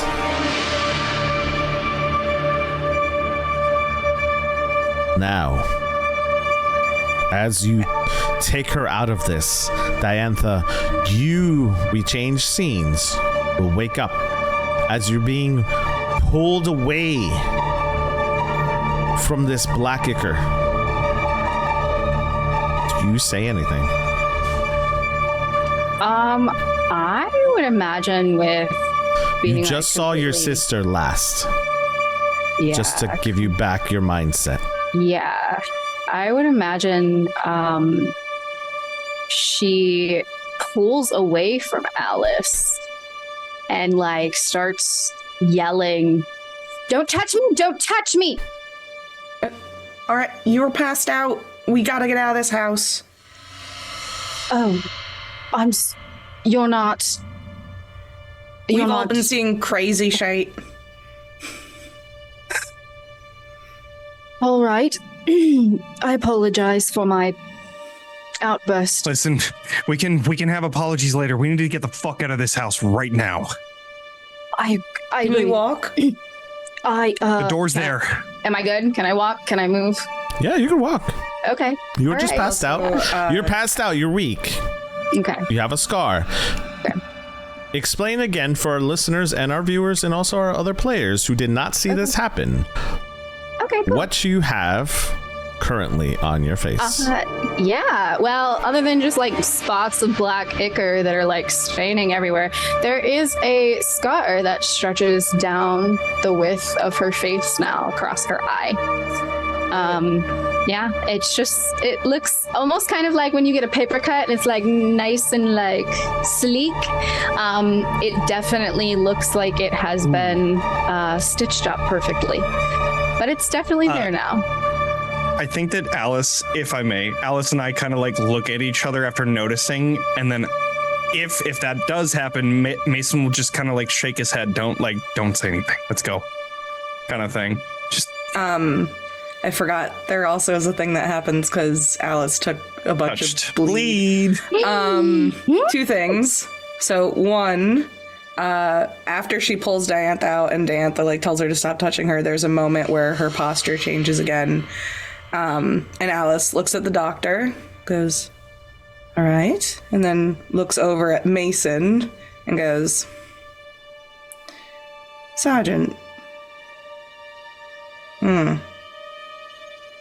Unfortunate," and then is gone. And it goes back to Alice. ooh.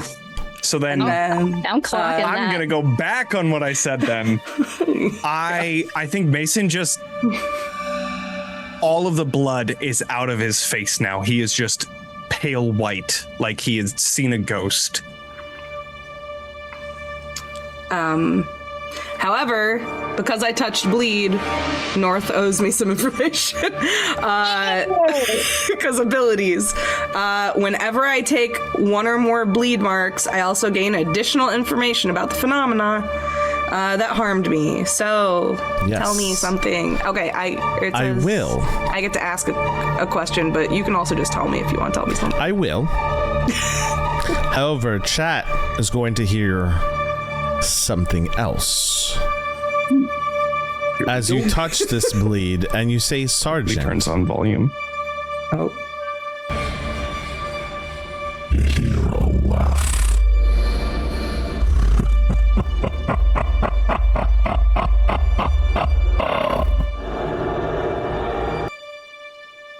and we're back. So, when you touch this bleed, I owe you information. Yes. You turn around and say, "Sergeant." You hear laughter, but it's not laughter from the belly laugh. It's a sinister laugh.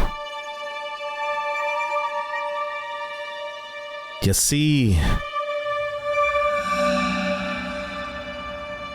flashes of images in front of you. Once again, this time you see a woman with red hair, can't make out the name, but there's a name tag that she's wearing. It starts with a W. You see another person, a male figure, younger, looks similar to the first person you just saw.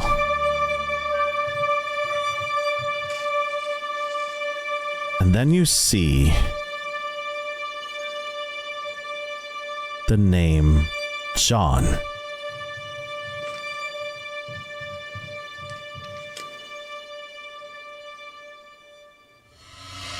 What you gather is that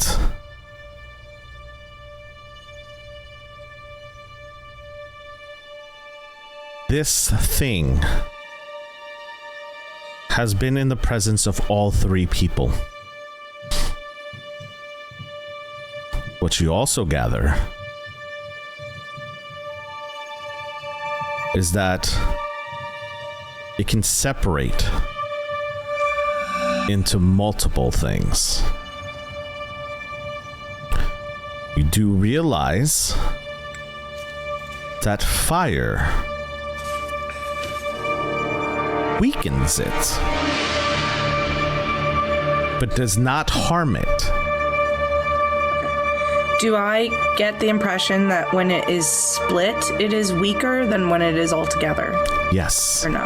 Okay.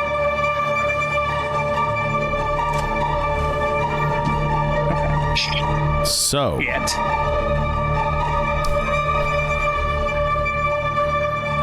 you are brought back from those images. There's still more work to be done as you hear Kaz's voice in your head.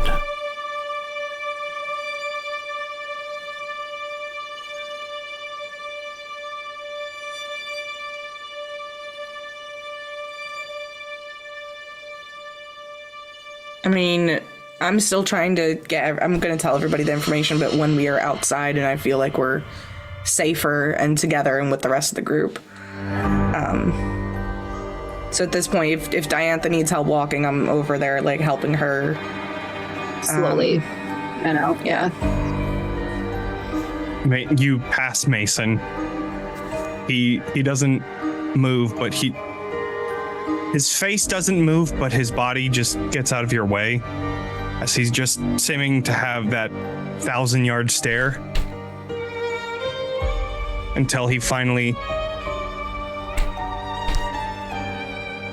blinks a few times and then walks towards the front, looking up to the top of the stairs. Is there any creature up there anymore? No. Then I'm gonna go get my fucking mahogany bat again. Oh, I have it. I have it with She has it. Alice has it in her hand. Cool. All right. So then I'm gonna look up. But So then I'll look back up towards then. And then just leave. Just sign languages, the F you. Yeah. To the To the unknown. to the unknown. And just Okay. That's amazing. walking out. At this time, Nate and Oliver, I'm gonna say that you guys have reached inside by this time. You're a SWAT team right now because you have the gun over Molotov in Nate's shoulder. Not going to, like, our just groups meet up happened. and you guys are like, Not just knowing what just happened, you are darting through that door and you see Mason, Diantha, and Alice in the kitchen with the black goo all over the place. turn around, we're leaving. What the fuck is happening? Outside. We'll talk. And where the hell did the OUP agents go? Weren't you watching them? They're not there. They're not there. That's what you were doing. Let's get the fuck out of here. Go. Back to the alley. Back to the alley. I'm going to pause. And as your DM, I will ask you, as your Lightkeeper, I will ask you, do you want to leave this house or do you want to investigate? listen. Nope. Not in this condition. Not in this condition. Here's the question. The reason why, and I'm going to remind you guys, because I know you just went through a lot. And I am a fair DM, I think. Alice, you had an obsidian charm put on every door you investigated, meaning you as an investigator know that it is safe to enter these rooms. So it's clear now. It is clear. Are you going to share that information, Alice?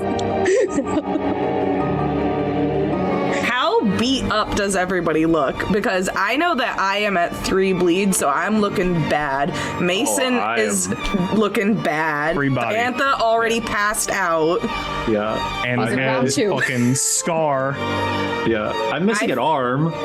Yeah, I feel like I know that the wards are up, which means that we could come back and look at things. Maybe OUP will go through and look at stuff first, but like seeing that my entire group is on death's door, like no, I'm not telling them that the house is clear right now because I could also be wrong. Like maybe I fucked something up. Okay. I don't think she is confident enough of a person to be like, it's clear, it's fine. Fine. Yes, Nate. Yeah. Nate is going to say, as he's standing there holding the Molotov with the gun just rested over his shoulder, it's outside too. Yeah. And we should head back to the roast. No. It's following us. We can't just leave it out here at large. We need to burn this place. We know where it hit first. We need to go to the asylum. Right now? I know I've been saying that I should have gone home, but god fucking damn it. We can't just do this. We can't just let it out and attack more people. So I hate to be that person, but we have a potential bigger problem. You just mentioned that it can get out. We left Kaz with the little girl who has been in this house. To be fair, I'm going to pause. You don't know that. The only person who's seen the little girl's room is Alice. Yeah. But we knew that this was the girl. Yeah, we knew that this was the family. House. Because of the pictures and stuff. The pictures. Well, you didn't see the pictures. Not even just the pictures. It was the rats. This is where we were heading. You knew, Right, but once we went into the house, we would have known it was. So here's what you would have known. Okay. You followed rats. We're gonna retrace, right? You followed rats. You didn't know where it was taking you. Yeah, I guess we're assuming. You're I assuming think that's probably that the little girl's location and home is this. You do not know this as investigators. You followed rats. You know that something's happened because you spoke to OUP officers. Gotcha. And So then you ran in the home, and Alice investigated first to all of the rooms. So it could be like another home that got hit, or if we're assuming correctly, it could be the kids. Correct. So the doctor went straight to the back. Oliver did not go in. Nate did not go in. The only people who have seen the little girl's room is Alice. So Alice would need to basically inform the rest that this is where the little girl's room is, because you did see in your visions the little girl's room. Just for like everything to be on the table, I'm just gonna look at the group and be like, everybody share what they saw, and then there you go. Share everything. There you go. Right.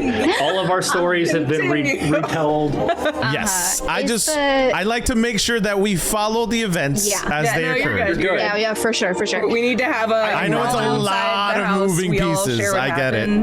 I know. Imagine. I will say Mason starts off with saying like, I saw the most terrifying thing. It was Alice without a face. And then Oliver is just like, yeah, so I saw this monster in the middle of the war. I got pierced by fucking bikes. I was up in the air. I had to lose my arm so that it would blow up and kill this thing. That's why I don't have... Mason's like, oh, yeah. This seems worse. Okay. Yeah, definitely makes mine look a little bit less scary. All right. I will say when Alice is talking to the rest of the group, anything that involves her other self is going to get omitted. But Okay. Yeah. Oh, that yeah. makes sense. Oh, yeah. Okay. Yeah. Would not say shit. Okay. Yeah. The little girl, when we cleaned her up, she had a face, right? Yes. Okay. Okay. All right. could you imagine if we had been taking care of that child the entire time and did not realize that it didn't have a face? You know what? We She were was like, also we eating cleaned her. apples, too. Yeah. No. Into the void. The little girl was real. Void. Little girl is real. Like, I'm going to clarify that. The little girl is real. Okay. Yeah. Okay. Listen. yo, Little you gotta girl start a is trip real. right now. You did see her face. Trauma. She did have a face. That's what it is. Y'all are traumatized now? And She I'm had a face, so right? happy. Yeah. No. Already. Only It's episode 2. important to ask, okay? Okay.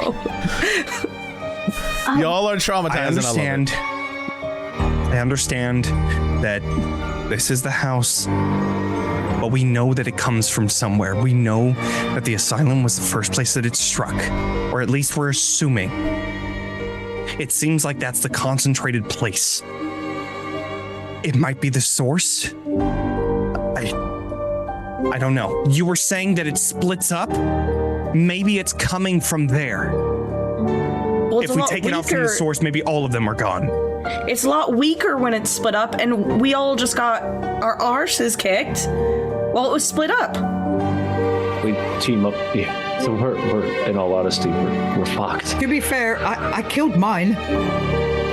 Set I mean, it I on killed fire. mine, but it wasn't like I had a choice. And well, Mine just went away eventually, but Sure, what happened to mine, to be completely honest. it is interesting that You wouldn't know that. You passed out and it didn't kill you. I don't know. I suppose. Right? Because if it was trying to kill you, then it could have. Was it So what are we trying to kill all of us? Maybe it's not what we think it is. I know this sounds a little far-fetched, but I can trust all of you. Yes. I'm going to trust all of you for the most part. Kaz corresponded with me over a period of time, and he said, "Do not trust anyone." Honestly, solid advice. Yes, but it. we have to trust somebody, or we're never getting through this alive. Can't work together if you don't trust anybody. Which is why I'm sharing this information with all of you.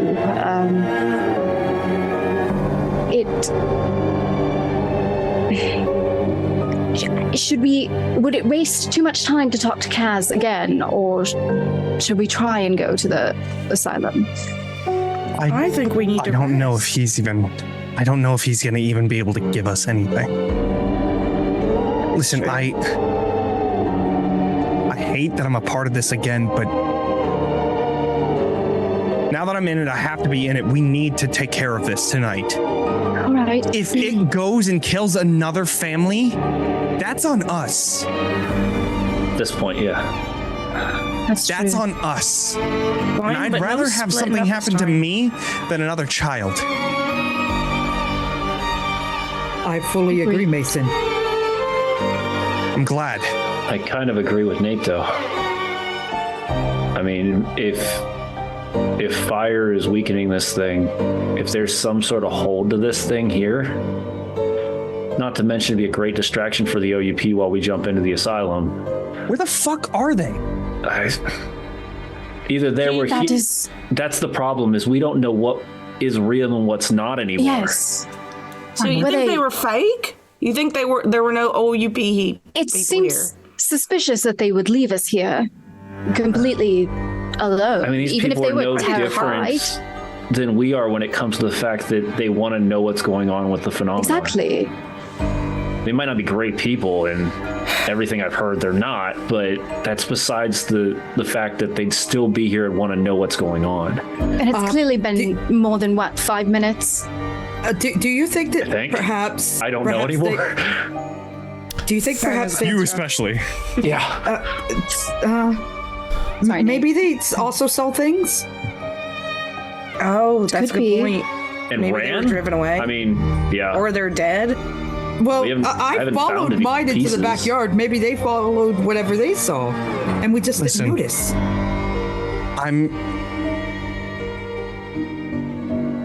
Give me like a minute. I'm gonna run back in there. I'm gonna see if I can find anything. I'm gonna see if I can find anything. I'll go with you. Really quick. No. Splitting up. This is what got us in trouble anyways. Stay together. I have a good eye.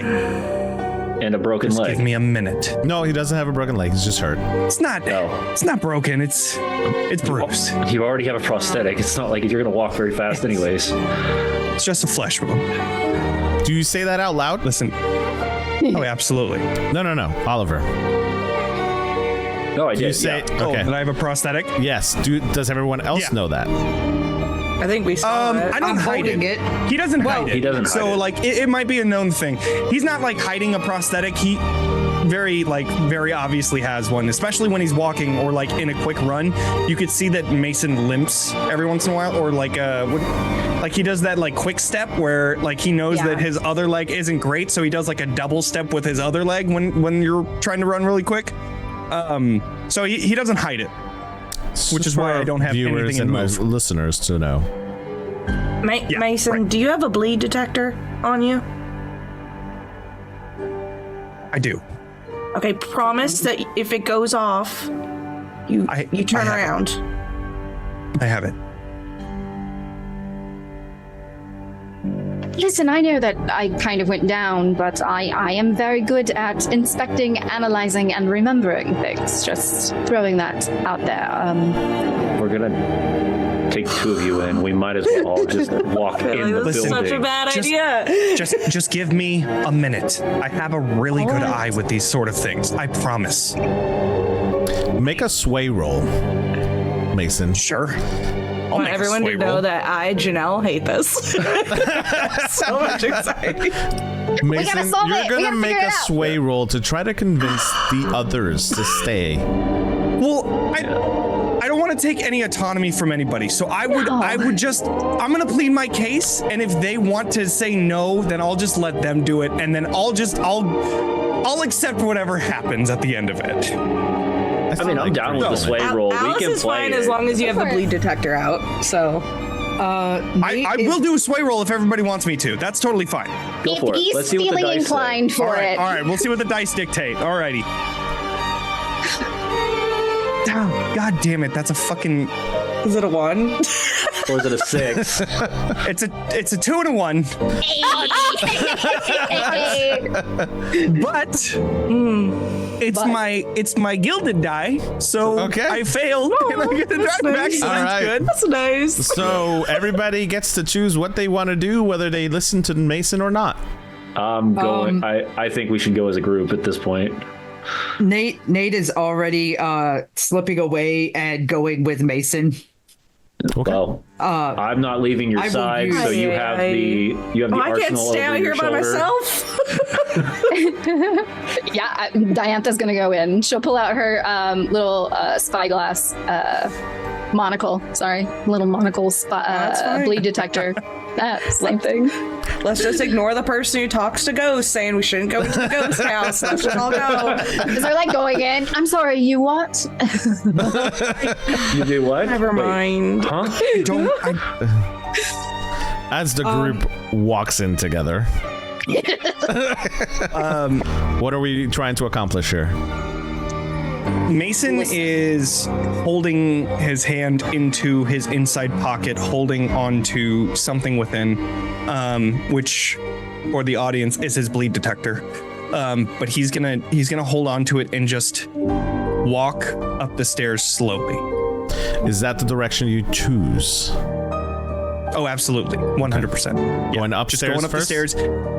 I'm going to go back to the bedroom because that's where Alice was. And I trust that Alice probably found the center of whatever the fuck this is. At least in this building. I'm not going to enter the bedroom, mind you. I am going to look around, and I would like to use my uncanny eye ability, which means that I can spend an intuition, which I don't fucking have. Never mind. Never fucking mind. Tell me, excuse me. Let's do this. I'm gonna make a GM decision. What is it that you're going to try to accomplish, and I will assist you. Sure. I would like to see if there's. So first, I'll read the thing. I'll put it in chat. But I can spend an intuition to ask you, the GM, a question on how I can leverage something here to my advantage. What here doesn't work in the way that it appears, and what is out of place here. So I want to look for something that might be connected to whatever the fuck is happening here, something that doesn't look like it fits here, and hopefully will guide us to some sort of answers. The next step. So here's what I'm Can I give going you one to. of my intuition? Yeah. I was going to I have say intuition this. I can I was going to say this. Instead of spending your own drive, since you don't have any, the rest of you, if you choose to do so, may roll or may give him a drive in intuition to assist him with this roll. Since all of you are going in to help him, and then depending on the results, I will guide you to that. Okay. All right, I'll burn one. I'm burning an intuition too. Cool. I will also burn a drive. Yeah, we're going all in Fantastic. on you, Mason. That's Come on. 5. All right. Yeah. Nice. Get that 6. Because I have one. I'm guessing this is survey. This would be a survey, yes. Okay, cool. That was not a good roll, but I got a 5. Okay. a lot of ones. I had 2 1s, 2 3s, Yo. and then a 5. Let's So have a 5. here's what I'm going to say. I'm going to hold on to that failure. You successfully do, because of your background and your nature and the fact you're a little rusty because you haven't been on an investigation for a while. Yeah. But you go room by room and you stop in the study. That's where I wanted to go. You stop in the study.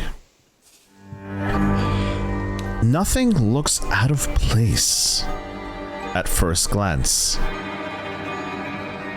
Your ability to see things where things may not be or out of place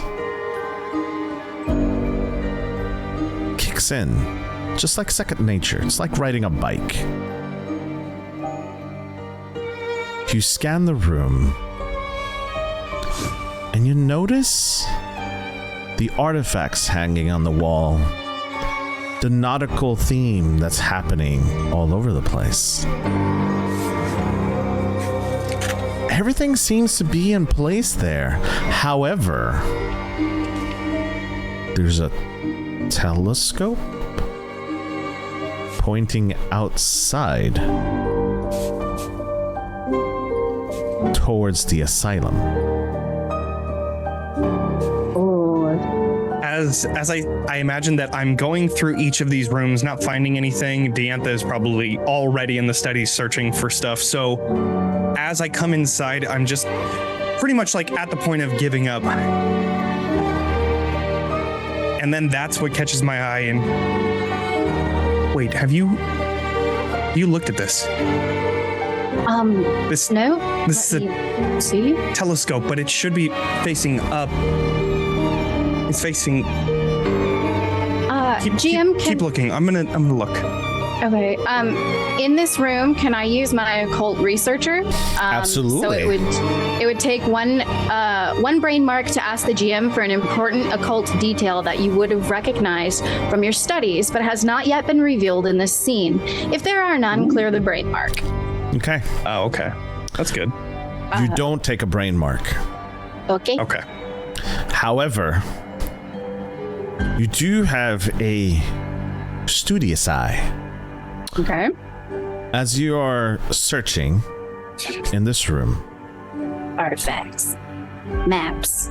you find maps. Yes, you Cool do actually. books. You find maps, cool books, things that really catch your eye because you love this shit. You like look at the brain and like you're like, oh man, this is so cool. That's what it's going in my head. You're just writing it down, hold it? sketching. Yeah. Like it's just like, oh man, this is so cool. Look at there's like dead insects on the wall. Like how like the butterfly stuff. Like there's a bunch of those like things and stuff on the wall. You're just fascinated by these things because it's all over the place. However, when you search inside of the desk, you find a hidden compartment. In that hidden compartment, you find a birth certificate. We're gonna cut to Oliver. What are you doing? Oliver is wherever Nate is at. I am glued to them as much as I possibly can. Partially because they're the only way I can brace my arm. But besides that point, being that they are the youngest, and this has been something that over the ending portions of Oliver's career in the military, has watched way too many young ones not come back. He is now glued on Nate like white on rice. Awesome. Nate? Yes. What are you doing? What are you looking for?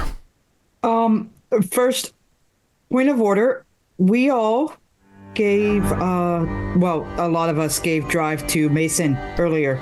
Yeah. I think it's everybody, actually. I think we all did. I think you lose a drive if they didn't get the gilded. No.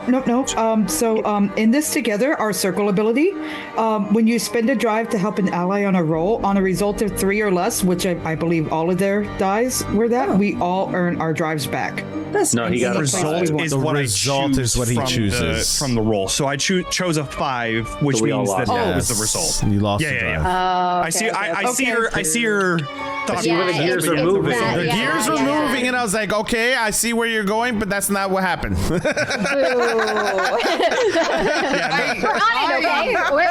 it, okay? I like the intuition, though. I love it. All right. Honestly, I heard the 3s and the 1s, and I was like, wait, didn't we have an ability? And I didn't even hear the 5, and I was like, because my mind instantly clued in on that 3, and I was like, don't we have an ability that does something with that? Awesome. Yeah. Mechanics. So, Nate, Mechanics. what are you looking for? Actually, Nate, right? Sorry, Nate. Actually, Nate is pretty clued into the fact that fire hurt that thing that attacked him, and he said very much so that he thinks this place needs to burn. So unless Oliver is going to stop him, Nate already has a whiskey bottle out and is starting to pour whiskey in strategic places where wood is very prevalent, and is planning on burning the place when they all leave again. Okay. Unless Oliver stops him. Oliver, what are you doing? Nope. All right. I would not. Oliver already knows that there's way too much here, and I'm already completely. And since we're upstairs, before he burns you're downstairs. anything, No, we're downstairs. Downstairs in the study. Yet. Yep. Unless we followed. Did you and I follow Mason, or are we in the study? Everyone's in the study right now. Yeah. Oh, okay. Okay. Swear to God, if we split up. Everyone's. That's why I said everyone is Alice in is at the door. study. Okay. Everyone's in the study. Yes, we're staying together. Nate wanted to try to go to Ashley's room and take like one of Ashley's toys for her, so that she had a toy. What do you want to take? Because I'll just say that happened. A stuffed rabbit or a stuffed bear or whatever stuffed toy she You has. stuff that stuffed rabbit or bear inside where?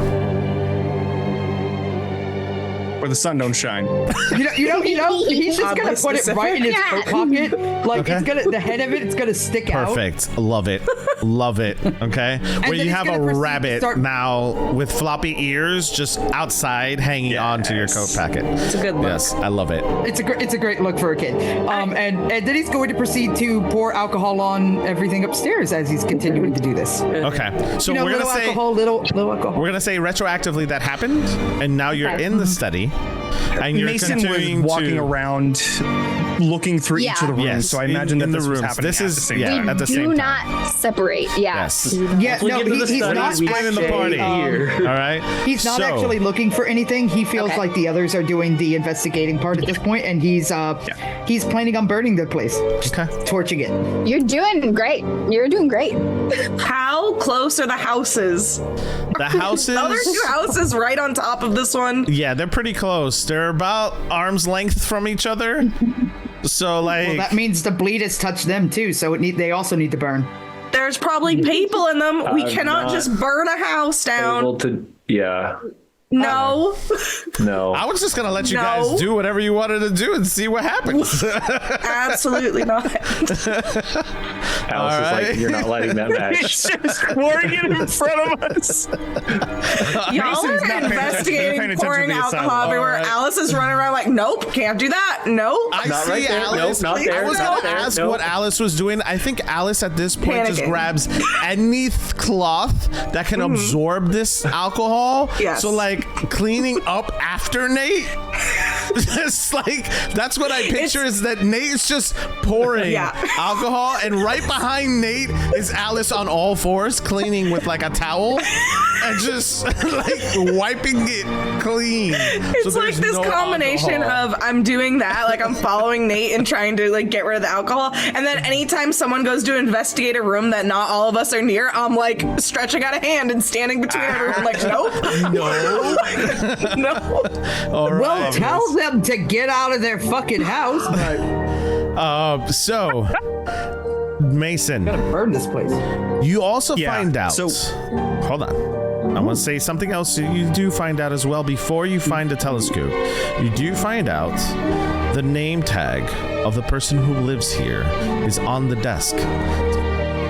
It reads Michael Underwood. Michael. Does that name sound familiar at all? No. Yeah. Okay. We haven't had that name yet. Yeah, I just want to make sure, like, any clientele from the bar or anything like that. That's where Mason really shines, is like knowing people and knowing how to talk to people because of bartending business. But Yes. okay, so then, I'm sorry, you go. so Mason's gonna look into the telescope, now discovering that while all of this chaos is happening, just looking to see that the asylum is the target for this telescope. And then as he's looking in there, he's going to talk to Dr. Hartley and Doctor, do you see anything about the asylum in any of the notes? Oh, what a great question. Do I see anything about the asylum in the notes? And what does the birth certificate say? What Thank name is you. on the birth certificate? Yes. So the name on the birth certificate reads Michael Darling. Oh, like Lady in the Tramp.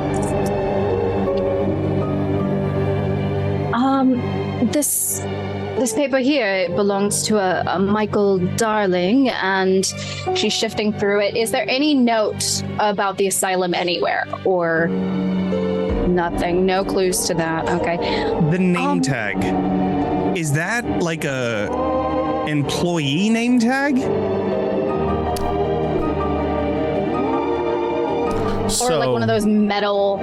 It is a desk metal. plates. It's a Right. metal. It's a metal. Okay. A metal desk plate that has the name Got of the it. person's desk.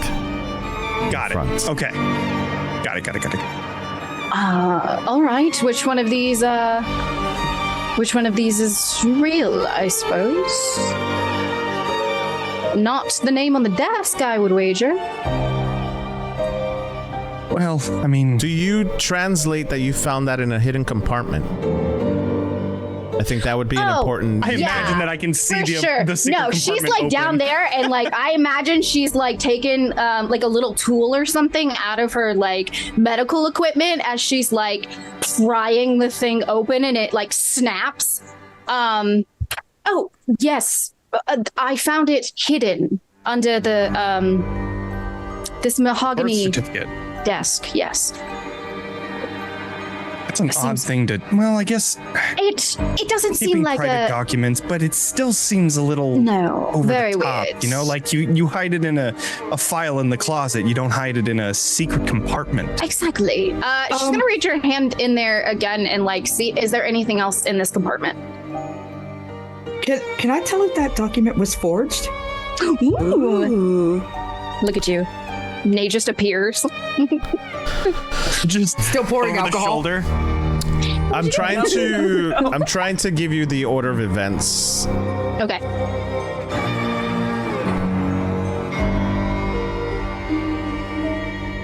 So, Nate,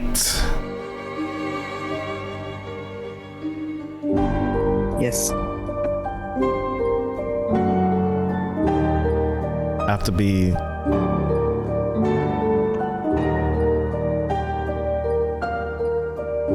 Here's what I'm gonna say.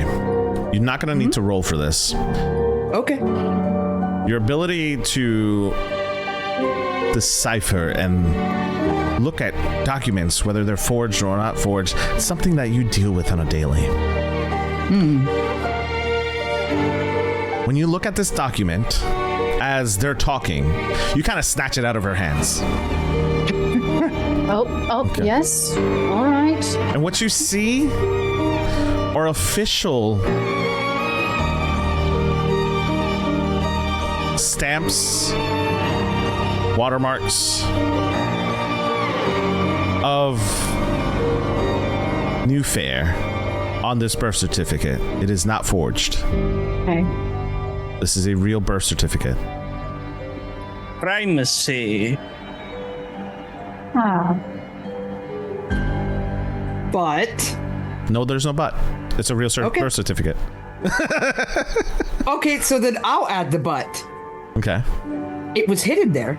It was. But do they have another one in another place that is the forged? I don't know. Nate is now going to start looking through all the books. There you go. Okay. So, Stops with the alcohol. Like, Well, wait a minute, that's this how is we more get him to interesting. stop, is give him something to do. okay. Jingle, If jingle, Nate puts jingle, down the jingle. alcohol, Alice swipes it immediately. Pay attention. Over here. Over here. Okay. Jingle, jingle, jingle, jingle. So, Give him some documents to look over, and he's completely distracted. yep. So Nate is going to be looking for documents in this room now.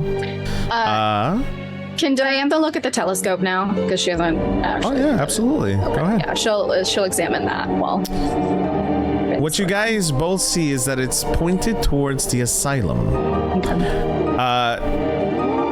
There's not a specific window. It is pretty zoomed in, so it is just in the general direction of the asylum. okay. You do see. We can just see kind of like the visage of the asylum. Correct. It was the focus. Okay. Yeah. So it is definitely like it's not mistaken pointing at like something in the background. This is Gotcha. right on the asylum. That's it. Do you guys want to I don't know what continue this to means. investigate the house? Let's see.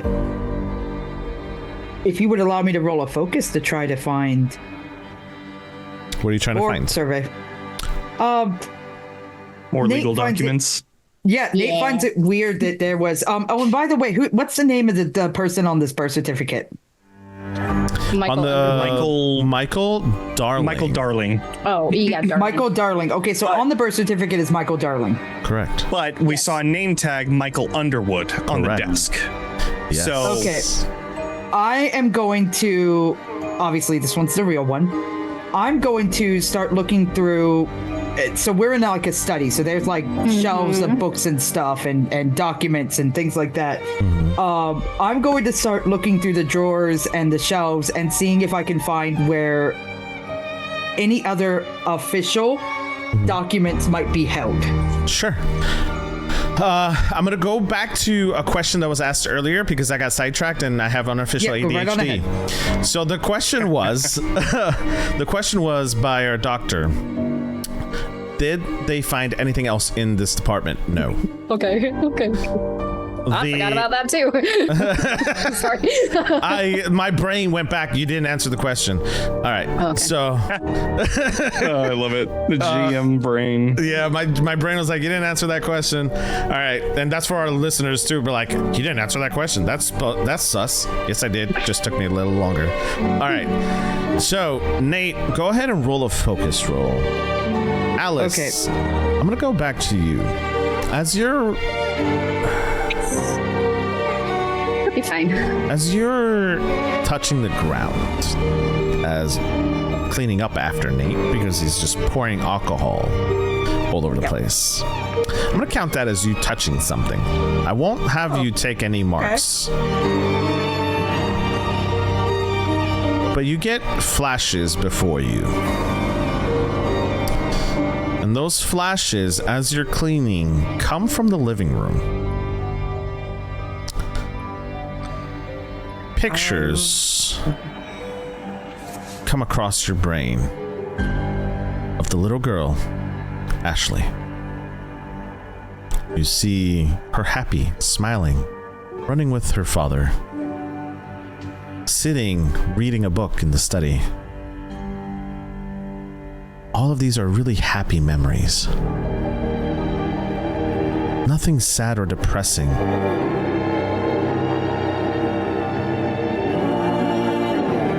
You do get for a moment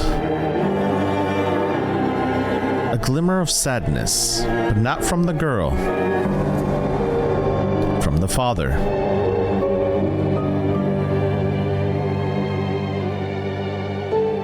You get and pick up regret. And that's all you feel at this moment.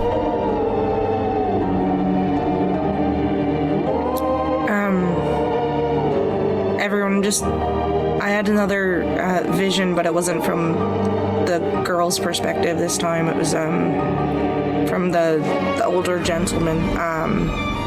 Something about regret.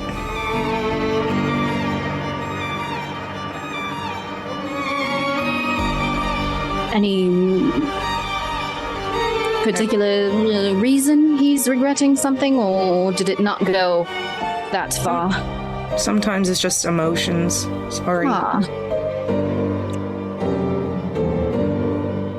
Well, if he's changed his name, or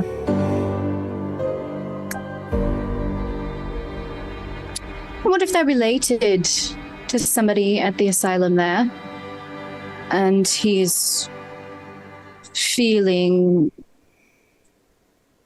some after effects of leaving someone there? When he looks at his child, maybe another child, or...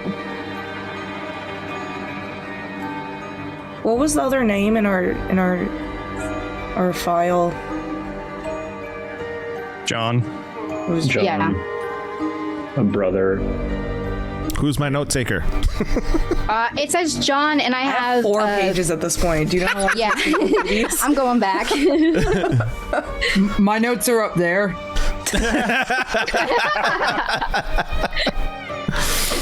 So I'd like for you guys to decipher that. Yeah, good luck with any of us trying to decipher anything. So maybe he's related to the John that's in the asylum, and that's the regret. Possibly. I don't want to make this seem more depressing than it is, but maybe that's the real dad. Oh. We would have to find the child's birth certificate to even start to speculate that one. We've only got the adults. By the way.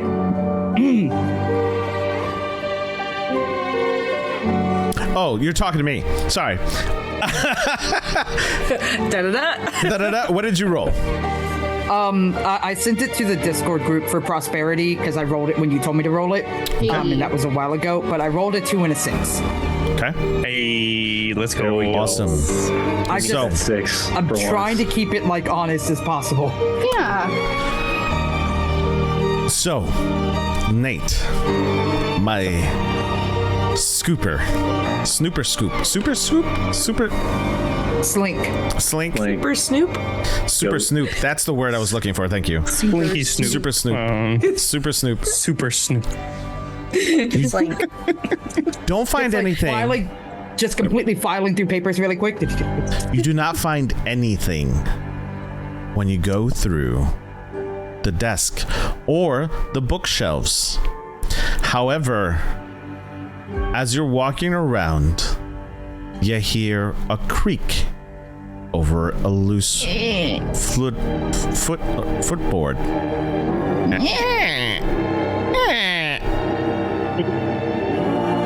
You pick it up, Nate's gonna. and underneath is a black and white photo Here we go. with 3 people on it. The middle one, it's obvious who that is. Michael. The faces on the others, you can't tell. They're scratched. However, you can tell it's a female and a male next to this person. It looks like a portrait of some kind. Like a family photo, almost? That is for you to decide. Do they look about the same age? No. Like same Well, height? their faces are scratched out. Right. But I mean, Is like, there anything same else height? in that floorboard area? Or is it No, just that one photo? it's just that one photo.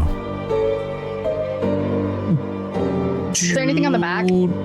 There is. I'm sorry. There you I was like, usually they put names on it. Yes. names or dates or something. Dates is what you see. The date of birth matches the birth certificate.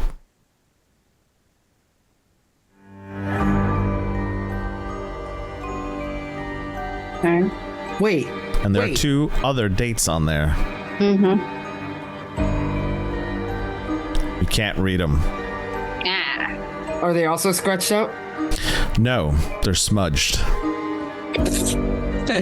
All right. Difference. But Same difference. Same difference. Well, I mean, scratches is like you purposely scratch it out. The smudge is like over Mine is time. more, it's just overtime worn can out. I make overtime. out any Less of the violent. date?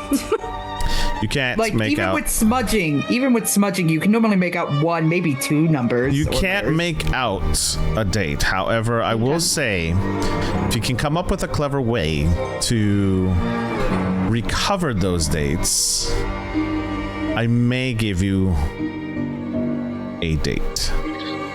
We have other pictures. Is it written with a pen? That I was gonna say the pressure. If you put it up against all like 3 of us fire. have the same fucking idea. Let's go. look for the pressure, but like Yeah, putting it up imprint. against the candle to see. Yeah. What are you doing? Explain it to me. Nate is going to put the paper down, take a piece of paper from his notepad, put that on top, and then he's going to gently rub the tip of his Perfect. pencil over it to get whatever that pressure date is. That's what I was hoping for. Hey. All right, so Well, okay.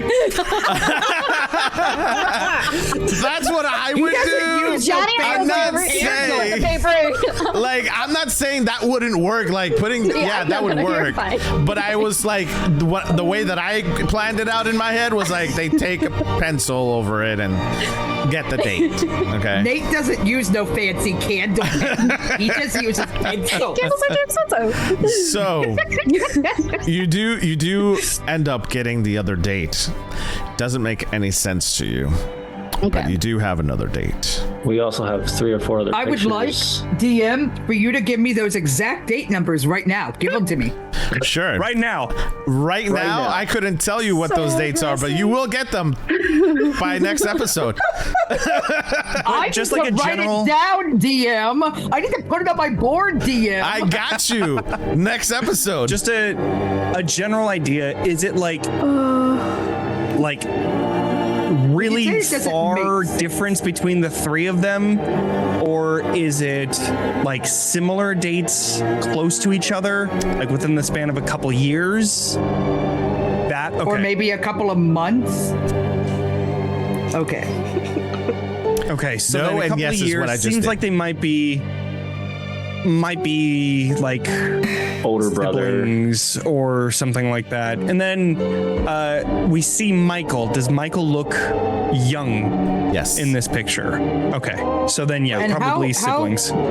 So How older far brother. is that date from the current date? Like 30, Like, 40 how years. old would Michael be?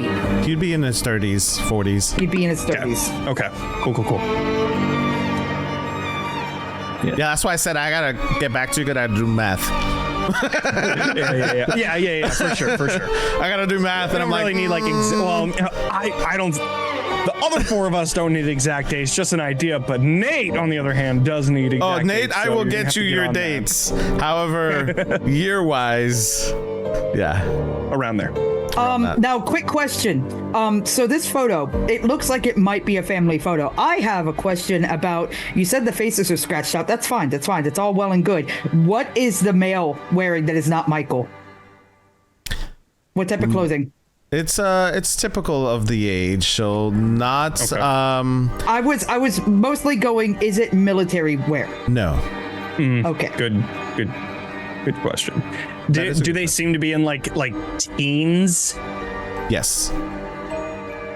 Okay, so not old enough. Okay, that's fine. Possible still, but not old enough in this picture. They're close in proximity. Sure. They're Does the image look very similar to the same image of the daughter and the parents? Yes. They have the feature. This is obviously his daughter. Okay. Like, you're in his house. The daughter and him look very alike. Like, in Okay, in the cool. sense, So like, then- you could tell that he is the parent. Yeah. Okay. Okay. Cool. That's good. So we're thinking Okay, John so- then is the older brother who had to be Most likely. placed in. Put into. The asylum. But You know, why? I'm gonna go back to the telescope, and I'm gonna see, now that we know this, if there's a particular window that this was pointed focused at. on. That makes a lot of sense. Oh, so Or- he's looking at his brother. Or can you tweak to get a better Zoom in a little bit more. Zoom it in, yeah. Yeah. Ooh, yeah, zoom it in and see. I was gonna make you roll for this, but you figured it out. Go ahead And then I'm gonna find a chair that's in the study and sit down because I'm exhausted and have only one arm. Oh yeah, Nate's gonna come over to you and like pull your other arm out and be like, how do we? It's Mason, a lot more work than just what we have here. Okay. You And put it fiddle. back in. Thank with you. the telescope. You figure out there is a zoom feature. Does zoom in. I am going to. Is there any? Did we find maps of the asylum, or was that a no? No. Okay. I'm going to mark that window specifically, and I'm going to like write it down. You don't have to put dates. I don't have to put exact locations. I'm putting it down, just saying this Sure. is the general vicinity of where it is in the asylm. That way, when we I go know up where to it is. I can tell you where it is, but I ain't telling you where it is. So I'm gonna write that down, and then like as I put it down on a paper, I'm gonna dramatically slap it down onto the desk, and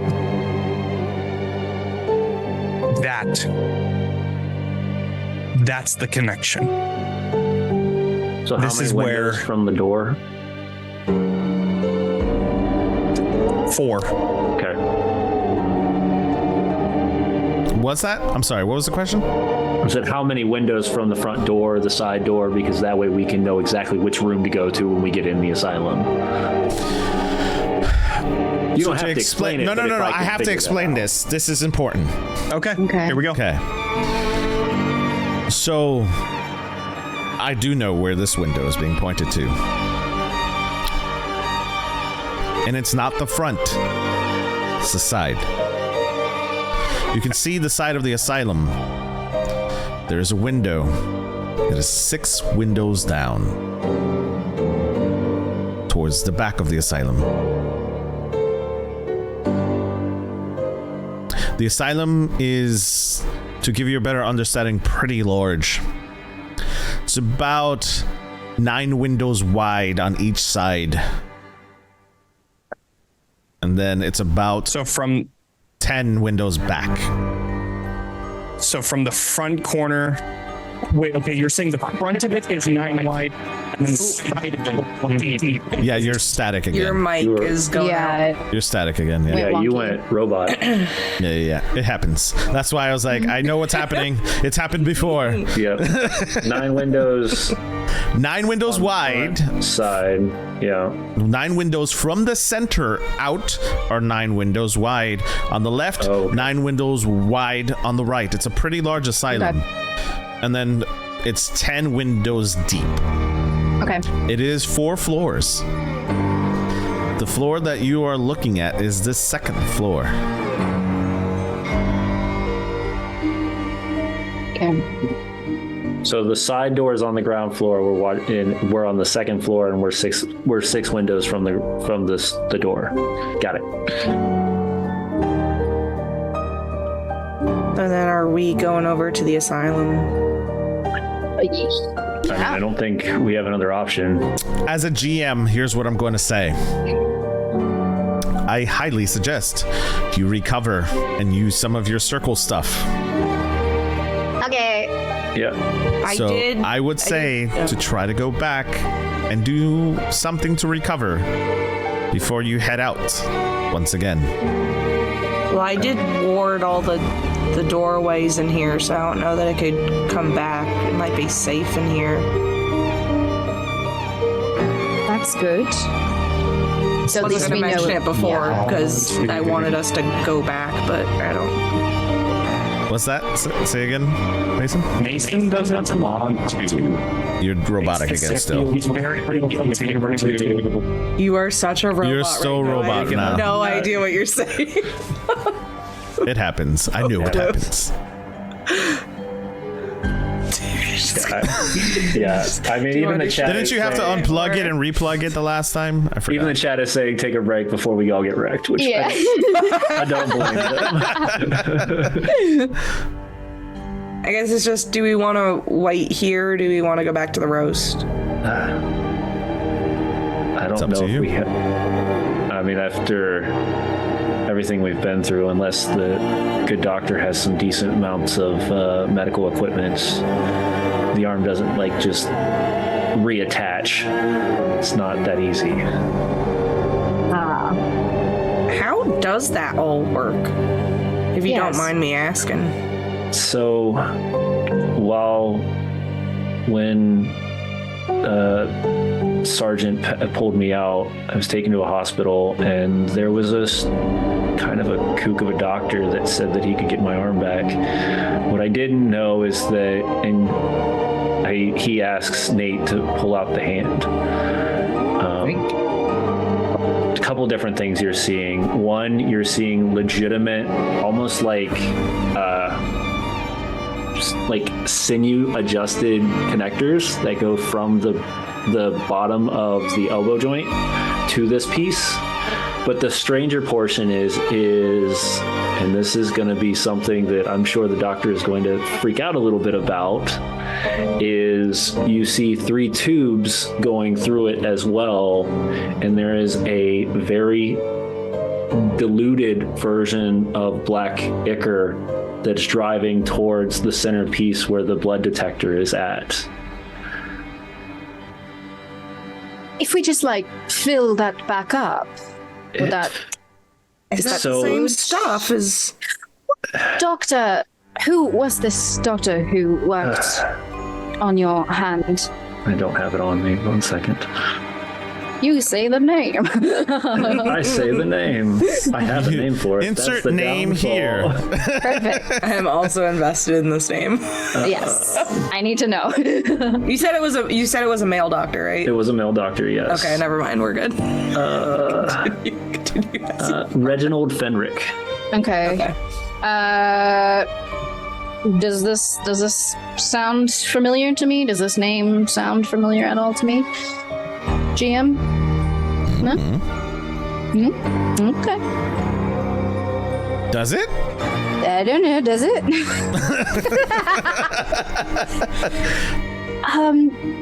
You're in the field. So here's what I'm going to say as a GM. You're in the field. You would know doctors. You're investigated. You're pretty invested in the world of the weird. Yeah. So I would say yes, you would know of their work. All right. I don't think you know the doctor per se. Okay. So the main papers you would have heard from the doctor is one, how to use bleed to move prosthetics. The other portion is how to use bleed to grow material, the flesh and bone. Okay. All right. Crazy. Fascinating. Though I will tell you that this doctor is not like the most liked doctor in the industry. So he is probably shunned in a lot of different organizations. I think I vaguely heard something about some red tape keeping him from spaces, but I've never met him personally. I might have to look into that a little just to widen my scope of this here for next time, I suppose. Often do you have to replace your hand, or? Normally, this is not something I just do just because I need a new hand. There's a safety device in it after the war that I implanted in it, but the only way to activate it is it has to hit impact on the ground. So I have to reset that, and then we have to reattach everything. All right. Well, I can do that bit, I think. I mean, from what I've seen, you're probably the best one here to do it. Nate does it. I don't know. Nate does everything. So Everything. Nate can do any of our jobs better than us. Yeah. He's like, what do you mean? I've already read that. Nate just grabs the hand immediately and he goes, "Oh, you're good." Like, wait, what? Okay.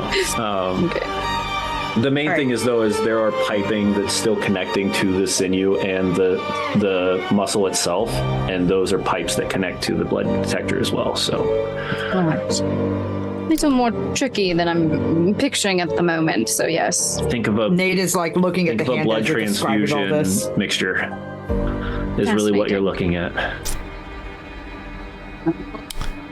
So, Yep, Much better. You're right. are we Get heading out of the back? muck. Yes. that it? We need to. I think that's a good idea. I don't want to rest here. And I Yes. feel like No. we should definitely look at this arm situation and Yes. try to figure it out, as Nate's already like sitting there looking at the arm, trying to figure out how the mechanics work. Oliver doesn't even understand the mechanics. He's told 3 things. Yeah. You got to connect the tubes. You got to twist this knob and then reset the device, and then it can be reattached. But doing it one-handed is not the easiest thing to do. So Yeah, I think we would go back. So what does the group decide to do? Are you all going to go back to your respective homes? Or are you going to stay together? Ha ha ha. Funny joke. No, not a joke. I'm sticking with Nate at least. Yeah, I was like, separating isn't a good idea. Yeah. Especially when we don't know what we this could thing all can do. we could all go to.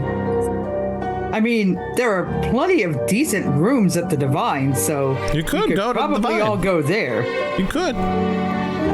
Technically I at least want to go check in on Kaz and the little girl first. So where's the asylum at again? So the asylum's in the Citadel. It's not very far from where you're at. The Citadel. Sorry. Did I say Citadel? Okay. What did I say? No, I said Seidel. I always called it Seidel for some reason. Yeah, I call it's a Citadel. It's the Citadel. And where is the Quiet Roast? The Quiet Roast is in South Suffolk. South Suffolk. Yes. Yeah. So, We still have Diantha's carriage. So we can all sleep in the carriage. No. Let me pull up the map. Where are we technically closest? So technically, the closest area to you would be Groundswell, the Citadel, and then South Suffolk. To go to the Red Lamp, you would need to cross the river. Cross over the river. And Stand literally calling pass by the... You would pass by the Quiet Roast. Okay, so it So we would should make go to the Quiet Roast then. So we should go. No, you could go wherever you want. I'm not going to tell you where you're going. You can go to the Red Lamp District. You can stay with Nate. However, there are 4 other people that can also offer. Barnaby is, I'm going to say, pulling up half drunk still. Of course. Oh my Go figure. gosh. Okay. Go figure. And he pulls up with his carriage and says, "Madam, we are going back to the establishment. Do you need to go to the other headquarters? The one that you use here?" No. I suppose so. I guess I have to go with the doctor because I need an arm reattached. So. Well, I suppose if you all would like to come with me, if you don't mind, I'm gonna go back to the Quiet Roast. I'm gonna go check in on the kid. all right, that's all And set. I also want to go check in on the kid and Kaz. Perfect. Then we shall go there. Does everyone decide to go to the Quiet Roast? That wasn't saying that you need to go to the Quiet Roast. No, but we're I was supposed to stay just- together. Do you have the tools that you need to help Oliver? Would I know if Kaz has things there that I could use? Depends 100%. on what you need. Okay, perfect. 100% you would know this. Kaz has most things stocked. Think about the letters. That's what I'm gonna say. Okay. All right. Yes. We should have everything I need there. And if I don't, I'll send Barnaby for it. Okay. Well then, Yes, ma'am. to the Quiet Roast, I guess. Does everyone decide sit to get in? I'm sitting up with Barnaby. Oh, yes. Outside of the, you are outside of the coming carriage. with me. I mean, madam, how are you today? It changed again. Every single time. Everyone. Yeah. It's the alcohol. It shifts his attitude. It shifts his personality. We will never find out what my real accent is. Yeah, exactly. It's different. It's different all the time. It just gets a little bit more posh in whatever accent it is. Let me get the door for you.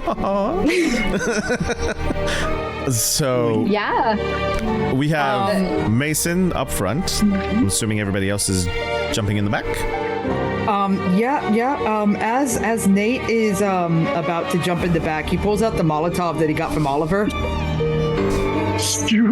In front of everyone?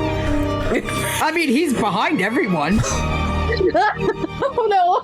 You're like the back of the carriage, like Can I make any roll to see this? For this? Like, Can I have any roll to know this is happening? Do it. He likes the match. I mean, don't. I mean, Where are you, Nate? Where are you currently? Nate was behind Where are the you cart. currently? Okay, currently, he is not in the carriage. Everybody else was starting to get into the carriage. He stayed behind just a little bit, but just enough that it looked like he was still following. If I have to make a hide roll for this, I will. Okay. What is Please your let me confess intention? this is something. My intention is Nate has already fucking stated that this place needs to burn. of this. He stated that before they went back in. You also realize that you're going to burn all those poor rats that you were so. He doesn't care about Honestly. the rats. we don't know that now. We don't really know what he's doing. Yeah, we don't know what he's doing. Oliver, you are the only person near Nate. You have not left his side. I'm going to give you the only action to possibly stop Nate. Nate, you're not going to hide. Okay. You're going to wait until everyone leaves in front of you. Oliver, you catch notice what Nate is trying to do. Knowing now that the houses are so close together, Oliver's just gonna lean over and go, I know I said it was a good idea before, but there's too much at risk now.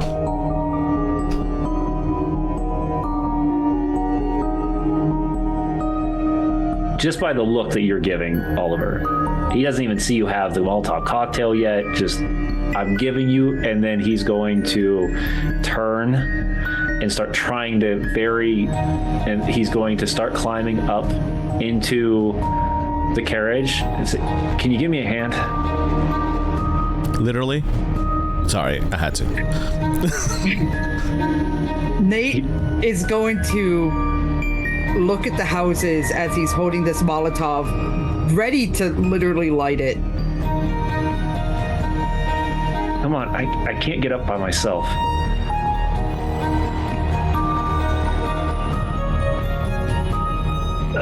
He's going to put it away, go to help you. You're wearing suspenders as well, right? Yep. He grabs you by the suspenders and lifts you up from the back. Yeah. I'm gonna Mason And then just as leans he's over. climbing up behind you, it still should burn.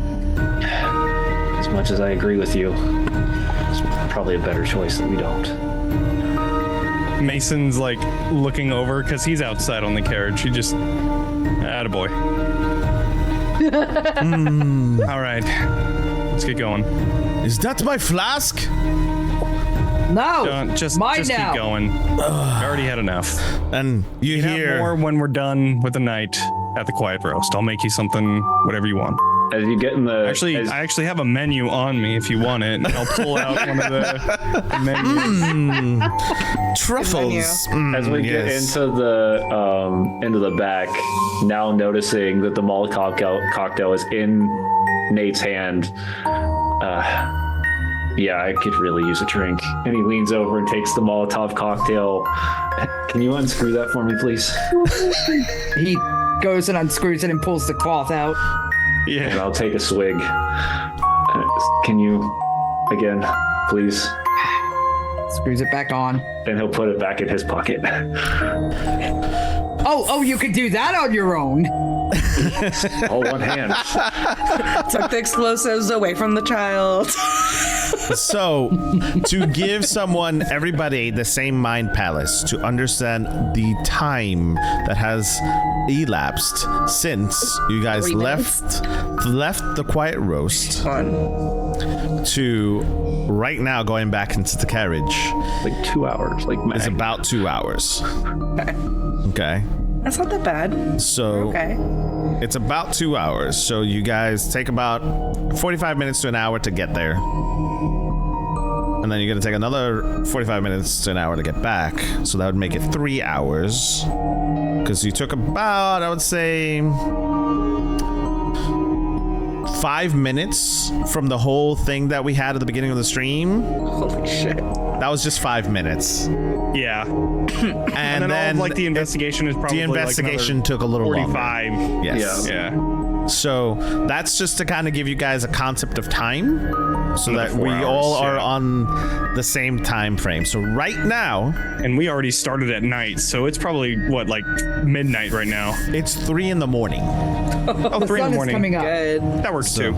so it's about 3 in the morning Will right knows now. exactly how that feels. Yeah, I'm looking at my window right now. Yeah. It was 3. It's 3 in the morning right now, and you guys get to the quiet roast. I'm not going to make any of you roll for a survey roll. You are going to reach the quiet roast. Oh no. It's on fire. And the Stop quiet it. roast, God damn it! Don't say that. It's Don't put it empty. into the verse. door is busted in. Of course it is. Oh no. How are we doing on Fucking time, damn it! team? I mean, I'm close. I have to be that. I think this is a perfect place to It's the fucking perfect end. place for us to cut it. Right. So this is where we're gonna cut it as we approach the quiet roast. You see the door busted open to the inside of the coffee shop. You cannot see anything else from the outside. Picture goes dark, and all you hear is Mason say, "God damn it! I should have just fucking gone home." So, ladies and gents, that is it for episode 2 of What Lies in the Shadow with our amazing crew here. I want to take a moment here for those who just joined us. My name is Northwolf911, but I want to thank those people who just rated in, and I apologize you came in towards the latter part of this amazing story. If you guys missed Hi, Raiders. episode 1, go check out our YouTube page over on the Twisted Fates YouTube channel, or you can find us now on Spotify, Amazon Music, or wherever you stream your podcasts, so you can catch up to where we are. This episode will be out next week, hopefully, on that channel. So stay tuned, and you'll see this on YouTube eventually in about a week or 2. But we're gonna go ahead and go around the room, round robin, with our amazing people. Yes, please help. Please help. Please help. Please help. We're gonna go do a little round robin. First and foremost, thank you all to who donated, those who did subs, bits. It really means the world to support this channel. We put so much work into this, and you guys are just helping us maintain the lights on. So thank you so very, very much. And I want to thank you all from the bottom of my heart for sticking around for such a late stream. Normally we don't go till 11 o'clock, but our players are doing amazing, and we can't just stop it in the middle. 11. Yeah, 11 o'clock for my It's time. only 11? My time. Yeah, yes. it's 11 for us. It's 10 o'clock Over for me. here on the Pacific Coast. Yeah, I was like, it's fine. It's still early for me. 5 so o'clock in the early for morning those. over there. Yes. Nate. So we do want to say thank you to Nate, and also a happy birthday to our beloved Will/Nate, who is currently celebrating a birthday today. So thank you so much again. And we're actually going to start it with you. Introduce who you are, who you're playing, and where we can find you, what projects you're currently going I through. didn't see the red stuff on your hand. I just saw it. Yeah. Yes. It's amazing. Yes. I love it. Yes. What's her bleed being My a bleed. bleed showing through? Good. My bleed showing through. Hi everybody. I am Will. I play Nathaniel Davenport, or Nate the Red, our adorable red-headed, fire-happy, knife-toting criminal who has just a little bit of compassion for the disabled at this point, because he's not going to just let you not be able to drink. However, for that, he's a pretty decent dude, despite the fact that he's a criminal. He's just a criminal. Can't change that. I am Tell Me Noel About It on all my platforms, Instagram, TikTok, Facebook. all the platforms. All the platforms. Is that? I'm like, wait a minute. Is it? It is on Facebook. Dear God, I forgot about that. YouTube and the like. I am a miniature painter and a cosplay photographer. My current project is, while I'm getting ready for MMC here in Germany, I have been commissioned by the Dunmai Society to take photos of them all throughout MMC. Awesome. So that's going to be fun. That's amazing. And other than that, my project that I do here at home is I paint miniatures, and I am getting ready for Pride Month with LGB Tiamat. Yes. So cool. Thanks so much. And I will be also printing and painting the Rainbow Brigade of dinosaurs again. So this year it's going to be iguanodons. Last year it was T-Rexes. And they are going to be the Rainbow Dinosaur set that gets posted up later on. Awesome. So I'm just getting ready for Pride Month. LGBT Tiamat and my Rainbow Dinosaurs will all be for auction come Pride Month. So this is going to be fun. Nice. He hasn't been painted this week because this week was all photo editing from my last cosplay shoot. That's amazing. Stay. We're going to move that on to Johnny, Talking XP. What up, everybody? I am Johnny, Talking XP. I do a lot of shit. I don't know. I'm a streaming person. I run Ravenloft Misfits,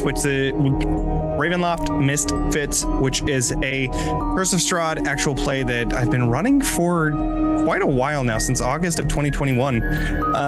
They are level 13, soon to be 14, going to 15, and ending it there. It's pretty nice.